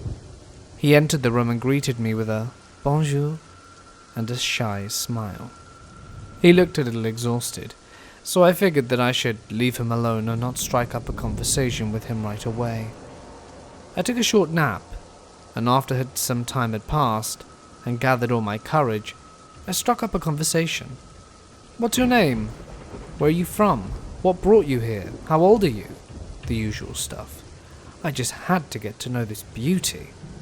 According to him, his name was Alex, 22 years old, from Slovenia, who was just traveling around Europe. I remember finding it a little weird that a 22-year-old could just afford to travel around like that, because as we know, traveling isn't exactly cheap. He was also very hesitant when it came to his work or studies. When we were talking about our hobbies and interests, he tended to keep it very general. His answers were vague and nebulous. I concluded he was shy, which, at the time, made him even cuter to me. I quickly found out that he was single, and when I admitted to him that I was gay, he did not seem shocked in the least. Instead, he was very accepting and didn't mind at all. We even joked about it. However, I didn't really find out whether he was gay or straight. I was simply happy to be able to talk to someone who was shy, though friendly and accepting, in a city where I had never been. Admittedly, I wasn't only stunned by his looks, he also seemed to have a good sense of humor, be intelligent, and I'm not a native English speaker, but believe me when I say this guy's English was close to flawless, even though his way of speaking appeared kind of weird for a guy this age. While he didn't mind others using it, he never used profanities. He also never used bros, dudes, or anything like that. I could tell he was also fluent in French, but when I asked him to say something cool in Slovenian, he refused. He was shy, smart, funny, polite, handsome, and weird. He seemed perfect, and I thought I was in love with him. My exchange here couldn't have started any better. I felt like I could talk to him forever, but yes, I did notice that he tried to be as vague with his answers as possible whenever I asked him a question. He preferred to be the one asking the questions, and just listening, laughing and cracking a joke every now and then. It turned out that he actually knew Brussels quite well, even though he'd just been travelling around, so I took the chance and asked him to maybe show me around a bit and have a drink. Surprisingly, he agreed. Night fell and we headed out to the city center. He showed me around, explained stuff, gave recommendations for restaurants, sites. He was even kind enough to tell me to avoid certain parts of town because of the ill sentiment towards gay people in those areas. All this made him even more sophisticated and worldwise to me. Bear in mind that I still had no clue whether he was straight or gay. He really helped me find my way around the city, even assisting me in finding the shortest way to my faculty. He had obviously visited before. Later we headed to a bar with people from all over the world. Yet again he was shy, but very sociable, and very accepting of anybody. He didn't mind me drawing other people into our conversation. He would get along with everyone. He'd listen, ask questions, listen again, and accept. He would stay neutral and never give a definite opinion. His laid-back personality was in contrast to his carefully chosen words. You could pair him up with the greatest prick and he would get along with them. This was also the year President Donald Trump assumed office, so I had many heated arguments with American tourists. They were all awesome people, by the way, and just when I thought Alex would back me up, he instead chose to de-escalate the situation and not take sides. He apparently hated getting into fights or arguments. At this point, I was rather confused about him. I didn't quite appreciate that he always insisted on paying the bills and sharing food. He most likely thought that I felt hopeless for being all alone in a town I'd never been to before, but after all, I was several years older than he, and had enough money to take care of myself. Things were under control, and I thought he was exaggerating a bit. Don't get me wrong, I wasn't pushing him into anything, and I wasn't mad at him either. I just wanted to be the one to have the pleasure of spoiling and caring for him, offering him things and inviting him, maybe even having a relationship with him. And yes, I admit I made a move on him, but as soon as I understood he wanted to keep his distance, I respected that. One night I was so wasted I had to calm down the taxi driver and make sure I didn't soil the taxi. I should have known better, and apologized to him in the morning. I may be wrong in saying this, but I was certain that he liked me too, at least back then when I was totally head over heels in love with him. During our stay together at the hostel, I got to meet many different people from different countries and backgrounds. There were middle-aged men, French-speaking guys, Moroccan guys, on business trips, Chinese students, German tourists, a whole collection of people. As I said, I got along with Alex really well, and I was convinced that there was some sort of connection. Whenever the Moroccan guy snorted too loudly, Alex and I would exchange annoyed looks, and he would politely ask the guy in French to keep the noise down. Alex didn't sleep much anyway. I quickly learned that he just wanted to make sure I could get enough sleep. And one time Alex claimed to have overheard a conversation two German guys had, joking about my homosexuality, and advised me to be careful. He said that they hadn't been mean, but that I should take them with a grain of salt. And although I was grateful, I couldn't help but confront him about how he was able to understand them, when he told me before he couldn't speak German. "I'd just make out some bits," he said. So I was not totally blinded by love. I knew he was weird still, and I did notice whenever we were out and about he used to glance over his shoulders a lot and be extremely aware of his surroundings, to the point where he almost seemed disinterested in our own conversations. And there were some other unusual things. He dyed his hair 3 times during his stay. He would change his clothing style on an almost daily basis. One day skater, the next day businessman attire, the day after hipster. I would also sometimes overhear him talking on the phone outside the room, and I'm 100% sure I heard him talk in fluent German and Russian, and I don't speak those languages well, but I must admit, it did sound very convincing. In the afternoon of the 4th day of our week in the hostel, I was just taking a nap and suddenly awoken by Alex storming out the room. I noticed he had left one of his bags open, sitting beside the bed, and decided to stow it away in his locker, which he had also left unlocked, so that the others wouldn't be tempted to steal anything. Well, curiosity got the better of me, and I started to rummage around in his stuff. I know I shouldn't have done it.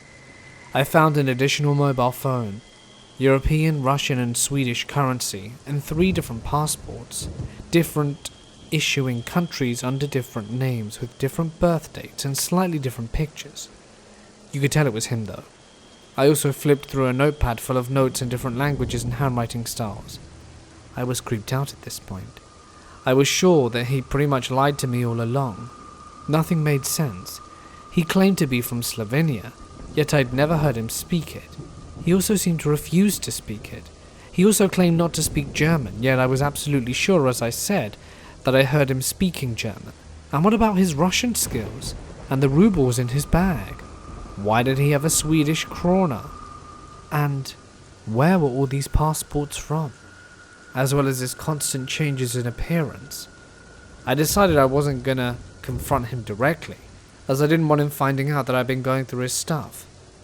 When he came back an hour later, he didn't appear to be very amused to learn that I had stowed his bag away for security reasons. He wasn't mad though. He was never mad. Never expressed any strong opinion about anything. Maybe he wasn't shy. Maybe he was hiding something, or hiding from someone. The following days were as fun as the previous ones.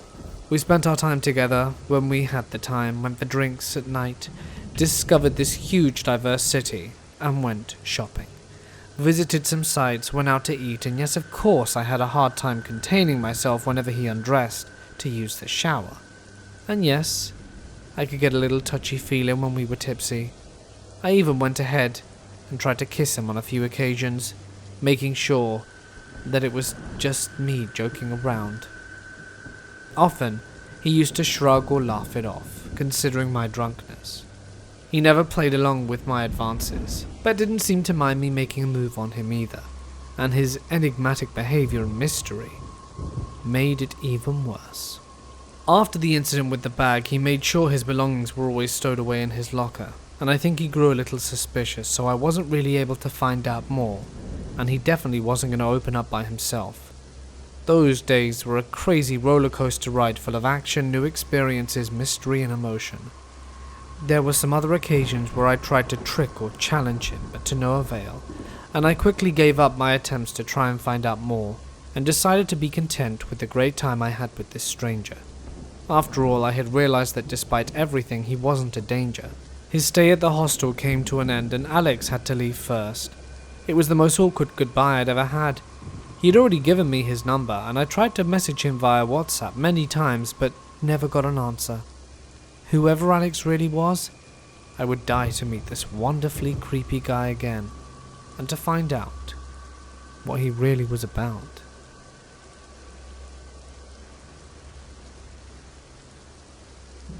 I am a 29-year-old non-binary person. I'm an autistic introvert and hate being touched. When this happened, I was 20. I grew up in a small town in southwest Ohio. I had just gotten back from my uncle's house in Oklahoma. I have horror stories about him too, but I digress. I was on meetme.com before it was myyearbook.com, and that was before Facebook but after MySpace. Well, I was kinda lonely, so I just started surfing to see who caught my eye. I got a message from this dude on the MeetMe app, and we hit it off online. It took me about a month before I actually decided to meet him. He messaged me once a day and asked if we could meet. After I gave it a bit of thought, I agreed. My problem is that I neither had my license or a car, so my only other option besides walking was riding my brother's bike. I went through my contacts and even asked my dad. All of my attempts were met with a no, even though I had $10 on me for gas. So as I was on my way to his house, stupid I know, I was about halfway there when I got the shock of my life. I was riding on the side of the main road going through town. I hit a sewer drain, and somehow my front tire got lodged in the sewer grates and sent me flying over the handlebars. Luckily there weren't any oncoming cars in my lane at the time, but the folks at the Fritch Big Boys across the street and the passing drivers all got a good laugh. I, however, did not. Well, he turned out to be a jerk, because he had a car but refused to drive me home, when I offered gas money especially. Then suddenly his car had all these problems. Before I left, I asked my friend to pick me up from his house when I called from his Wi-Fi, as I was broke and couldn't pay for my phone service. Keep this in mind. This story is not about my ex. I was about to call my friend. I called once. There was no answer, so I called again. I called the third time and she finally answered, only to tell me that she was busy, to wait an hour and then she would get me. I waited the entire hour, uncomfortable because his behavior towards me was going somewhere I didn't want it to. As his behavior was starting to get more erratic and threatening, I said that it was about time I leave, because it was getting dark. He begged me to stay, and I called said friend again, hoping she'd say she was on her way, but the answer never came, so I decided to start walking. I was devastated. I knew the walk was going to be long and difficult and couldn't ride the bike, and decided that it would be best to leave my brother's bike behind. Well, about 13 miles into my walk home, I checked my phone to see what time it was. 7:30 p.m. It was getting dark when this black Ford F-150 stops and asks me if I want to ride. He seemed nice, but I'm naive at times and often miss red flags even though they're smacking me in the face. When I agreed to get in the truck, I noticed a tire iron on the floorboard. He was heavyset. Short black hair, thin framed glasses and moustache. He wore a grey shirt and blue jeans and brown boots. He started with the typical questions like, "What's your name? How old are you?" And then he asked if I was single. I replied matter-of-factly that I was just walking home from my then boyfriend's house. We got about 4.5 miles from my place, where my family lived, when he went on a rant about how women nowadays are so easy to give it out. He reached over and reached into my spaghetti-strap shirt under my bra and grabbed my breast and started rubbing it. I froze. He stopped and then went into my sweatpants. At this point I'm trying to come up with a way to get away from this man, and then I remember the tire iron that was by my feet. I asked if I could smoke a cigarette. He said I could, so I set my backpack down between my legs on the floorboard and made it look like I was looking for some. The backpack was slightly on top of the tire iron, and I grabbed it and said that if you don't stop the truck, I'll make us wreck. He still didn't stop. I was thoroughly pooping myself at this point, and I swung my arm back and busted his back window out and screamed at him to stop the truck. He was screaming and cussing me out and calling me all sorts of colourful terms, and he slammed on the brakes, and I hopped out of the truck and ran behind it to the left side of the road. Again, more stupidity. Where we stopped was part of a national reserve that I happened to know quite well. You might be asking yourself, why didn't you run the other way? Well, on that side of the road was a bit of fenced-in land and the gate was always locked. Anyway, I'm in the woods heading towards my family's house. I knew if I didn't get home soon it was going to get dark and I'd be lost in the woods. I wasn't much bigger than I am now, and I was sweating heavily, so I needed a few breaks. My heart was pounding so hard, and it was hard to catch my breath. I swore. Every noise I heard was me thinking he was about to grab me. I made it home in about an hour of trekking through the woods. I told my family what happened and they just shrugged it off. It made me feel very invalidated. My family has never been a source of comfort or safety, just another reason why I don't trust anyone.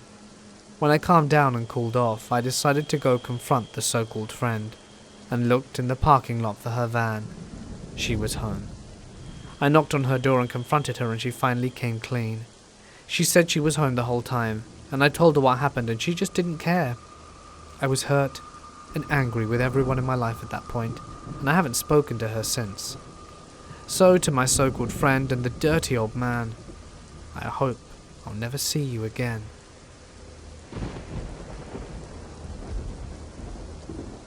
I have strikingly red hair, and in my earlier encounters, I was dressing a bit more alternative.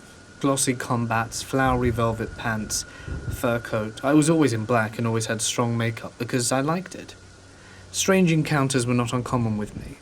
I've had plenty of homeless men approach me and offer me money for stuff, and because of that I was more careful.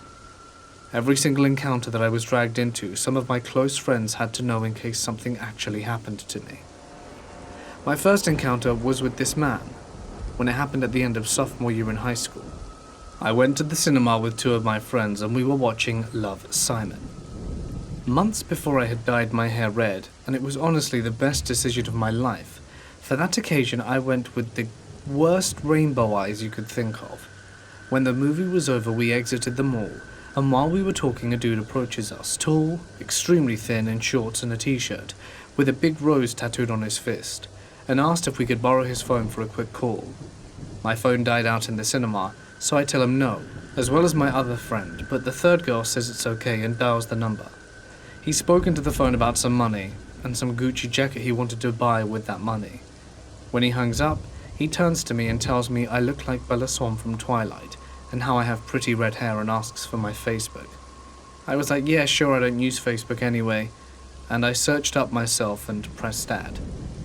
When I returned to my dorm, I opened Facebook and decided to scope the situation out, and freaked out. He had this long rant about how no woman wants him, how they're all dumb because he's so beautiful and screwable, and no one's noticing that, and I block him. This was June of 2018. After that, nothing happened. I forgot about him and all was well. In my junior year of high school, I went to McDonald's after school because that morning was when my boyfriend broke up with me and I wanted to treat myself so that I didn't cry anymore. And I was wearing makeup because I did cry during morning and I couldn't go to school like that. The summer I cut my bangs and grew my hair, I looked like a completely different person. I was minding my own business, watching some videos on my phone when someone violently taps on my tray. I look up and I see it's him. My blood runs cold. He delivers this creepy smile and tells me how beautiful I am, and asks me if I will be his girlfriend. I decline. He asks why, and then I say I'm taken. He says okay, and goes back to talking to someone on the phone. I resume eating and try to ignore how hard my heart is pounding.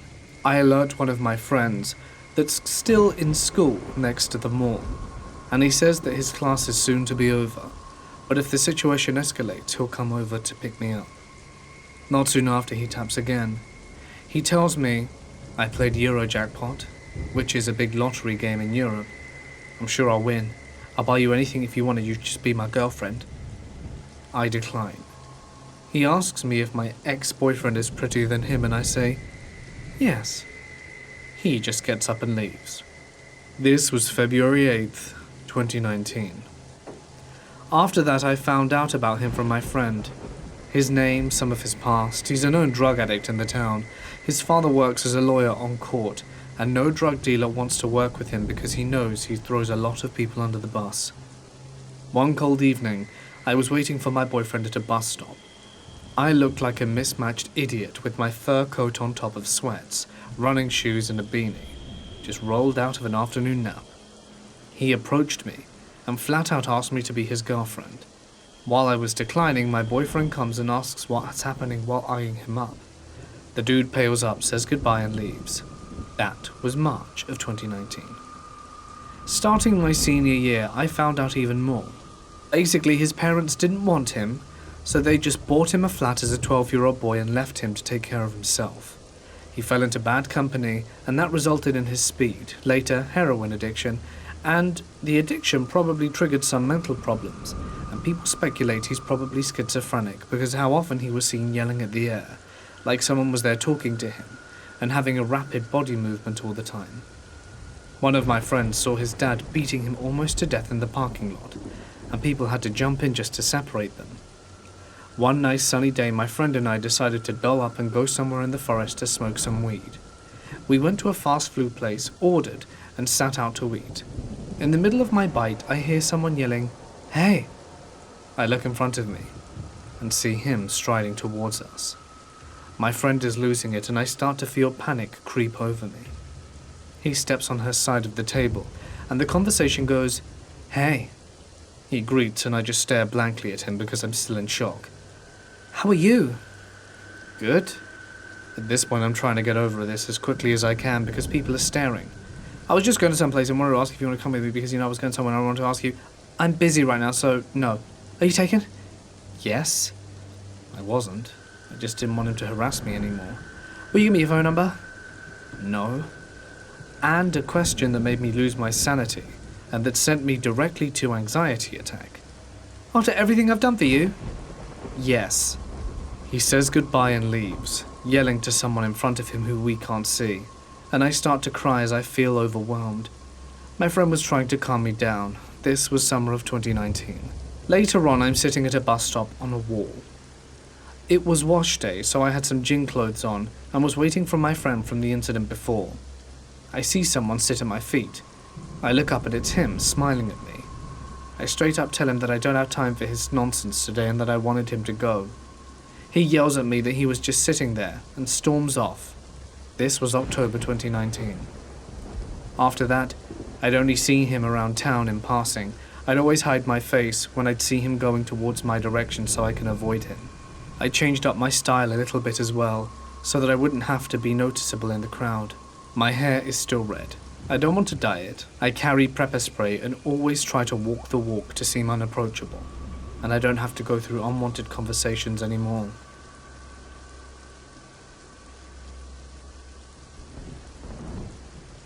This story was passed down to me from an ex-co-worker. The story goes that the first time her husband and her came to the big city, they drove him really late at night and were extremely tired. As a result, they just grabbed the first motel they could find. Their room was the type that had a little kitchenette, fridge, small sink, tiny stove and the like.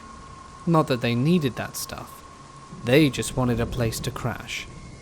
At around 2 a.m. the door to their room opens. She said she thought she heard something, but was exhausted, and didn't wake up until the room was flooded by the light from the refrigerator. That's when both her husband and her sat straight up in bed, and then some guy just casually was looking in their empty fridge, hoping for some food. Her husband leapt out of bed, with his fists held high. He was a big guy, ready to land a destructive blow, and this guy lets out a yelp and bolts for the door. They locked the door, but her husband stood watch for most of the night. When they left in the morning, she said that they could see that the motel they'd picked was a real dive, and they would have never have stopped there in a million years had they have seen it in the daylight.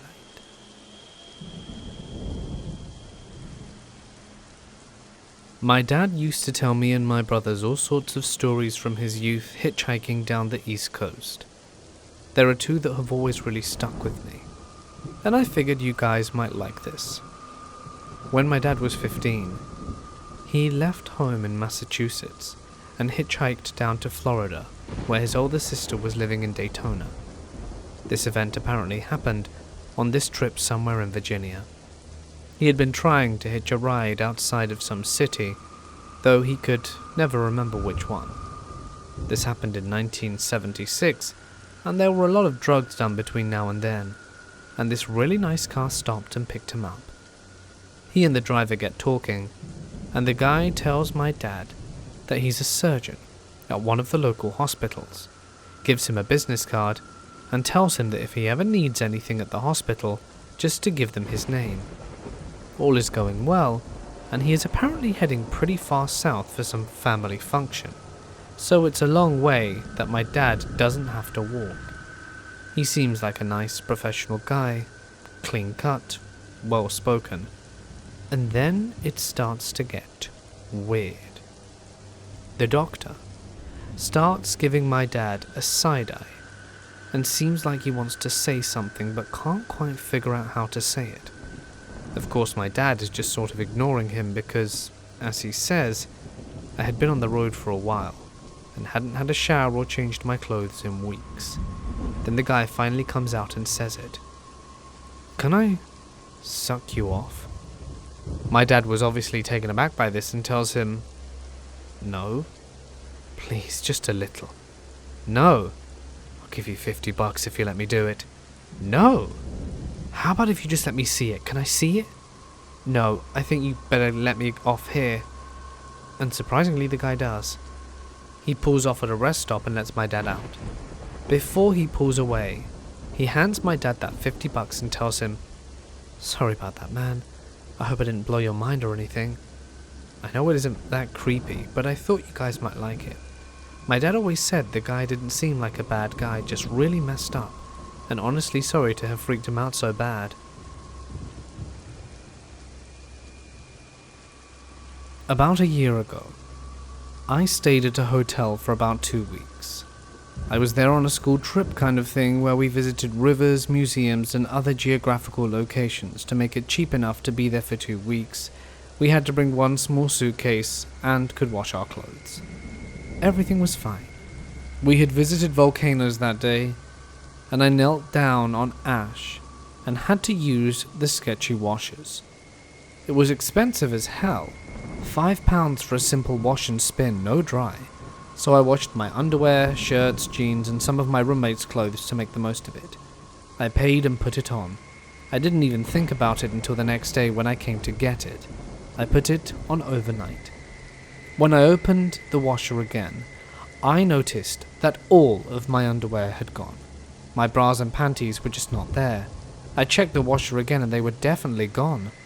I thought maybe my roommate had taken them by accident and asked her, and she said that she took her clothes but none of mine. I thought it was a bit weird, and maybe I didn't put any of my underwear in there, so I ignored it and carried on with the trip. Then I had to wash my clothes again because I'd run out of clean shirts, and did the exact same thing and washed my remaining underwear. This same thing happened. Everything else there, underwear gone. At this point I was pissed. I had 3 pairs of underwear left in about 5 days, and I went to my teacher and said that all my underwear was gone after I washed it. He said maybe I dropped them somewhere. I was too tired to fight him and make a scene, so just agreed and left to sleep. Turns out other girls were having the same problem. I don't want to think that someone took them because that's disgusting, but that's what probably happened. And I lost my favorite bra. I don't like hotels anymore. My disappointment was immeasurable, and my day was ruined. A number of years back, I was driving along a deserted stretch of highway with no cars around. I was feeling quite tired, getting near the point of falling asleep at the wheel, when I noticed something in my headlights ahead. It's a woman. I start to slow down my car. What is she doing out here at this time of night anyway? She had her thumb sticking out and was wearing jeans and a leather jacket, dark hair flowing down past her shoulders, but her face wasn't that visible. I roll down the window and ask if she needs a ride. She doesn't say anything, and I push the door open and she sits in the car. I start the car, check my mirror, and head away. I give her a good look. She hasn't really moved much, so I ask a few questions to break the ice. Where you heading? No reply. There was a deep, long silence between me asking the question and the reply that never came. I gave her another look. You okay? Again. She doesn't reply and doesn't look towards me either. Her eyes focused on the road ahead. I snap back to reality and look back at the windshield along the same stretch of highway. I don't try to force the conversation, but I did need to know where she wanted to go. My mind started racing. What if she's out to attack me, or hustle me, or something like that? My concern grew. Just as I was thinking all these things, I turned to her to say something again. What, I can't remember, but as I twist my head to look her way, she's gone. My heart skips about 5 beats, and I twist my head frantically to the back seat of my car, and she's not there either. I slowly bring the car to a stop, look all around my car. Where the hell did she go? She had just been here a moment ago, and now she was gone. I decided to myself I must have been hallucinating. As I said earlier, I was quite tired, almost the verge of falling asleep at the wheel before I saw her. And as you can imagine, the adrenaline pumping through my system kept me awake for the remaining 2-hour drive until I made it home at 1 a.m. The story doesn't end there though.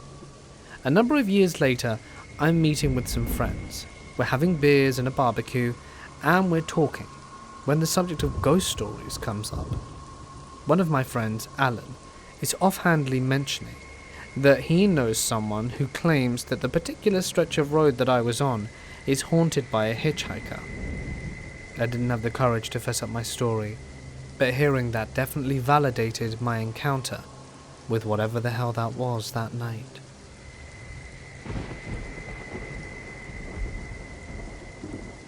I used to work at a hotel in a small town. A few years into my tenure, a woman checks in.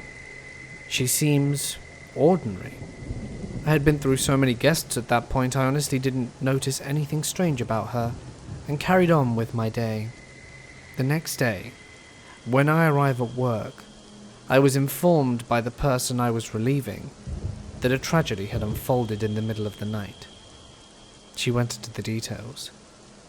Turns out the woman that I had checked in yesterday had gone gaga. Something had happened. She had apparently had a fight with a boyfriend, as a man had come stomping down the stairs and out the lobby in the early hours of the morning. Then, a loud noise emanated around the hotel. The woman had thrown herself from the balcony of her room and landed on a car. Needless to say, she didn't make it. Pretty horrific thing to get informed at when you start your shift. I feel sorry for the lady, but love compels us to do some crazy things sometimes.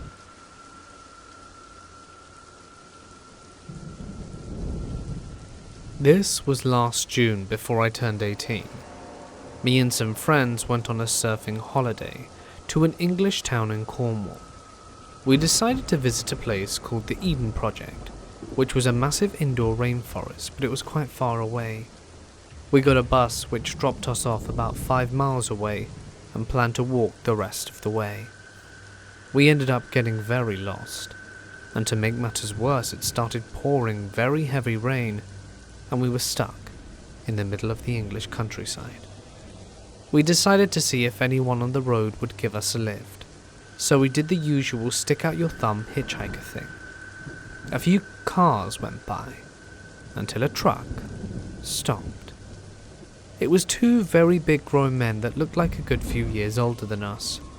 We felt a little uneasy when we saw, since we were 4 young-looking girls, but I went up to the window to speak to them anyway. The guys looked up and down at us in a very creepy fashion, and I asked if they were going to the Eden Project. They said they were going wherever we were, and that we should all get in their truck. At this point I was slightly freaked out, then noticed the open beer cans sitting in the cup holders. I politely said no thank you, and they should carry on, and we would find a different car. The driver hesitated, and looked me up and down again before speeding off. I was a little freaked out after that, but we ended up getting a lift off some nice elderly Americans in a minivan, so it turned out alright in the end. I'm glad none of us got in the truck with them though. They were giving us seriously creepy vibes, and in all fairness, you should never drink and drive.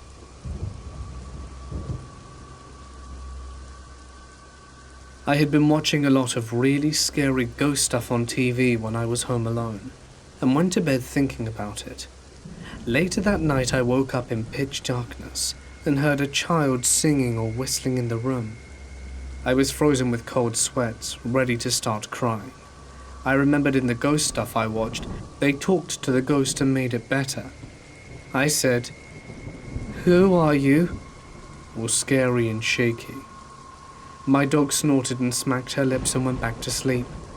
She had been snoring, and her damn nose was whistling.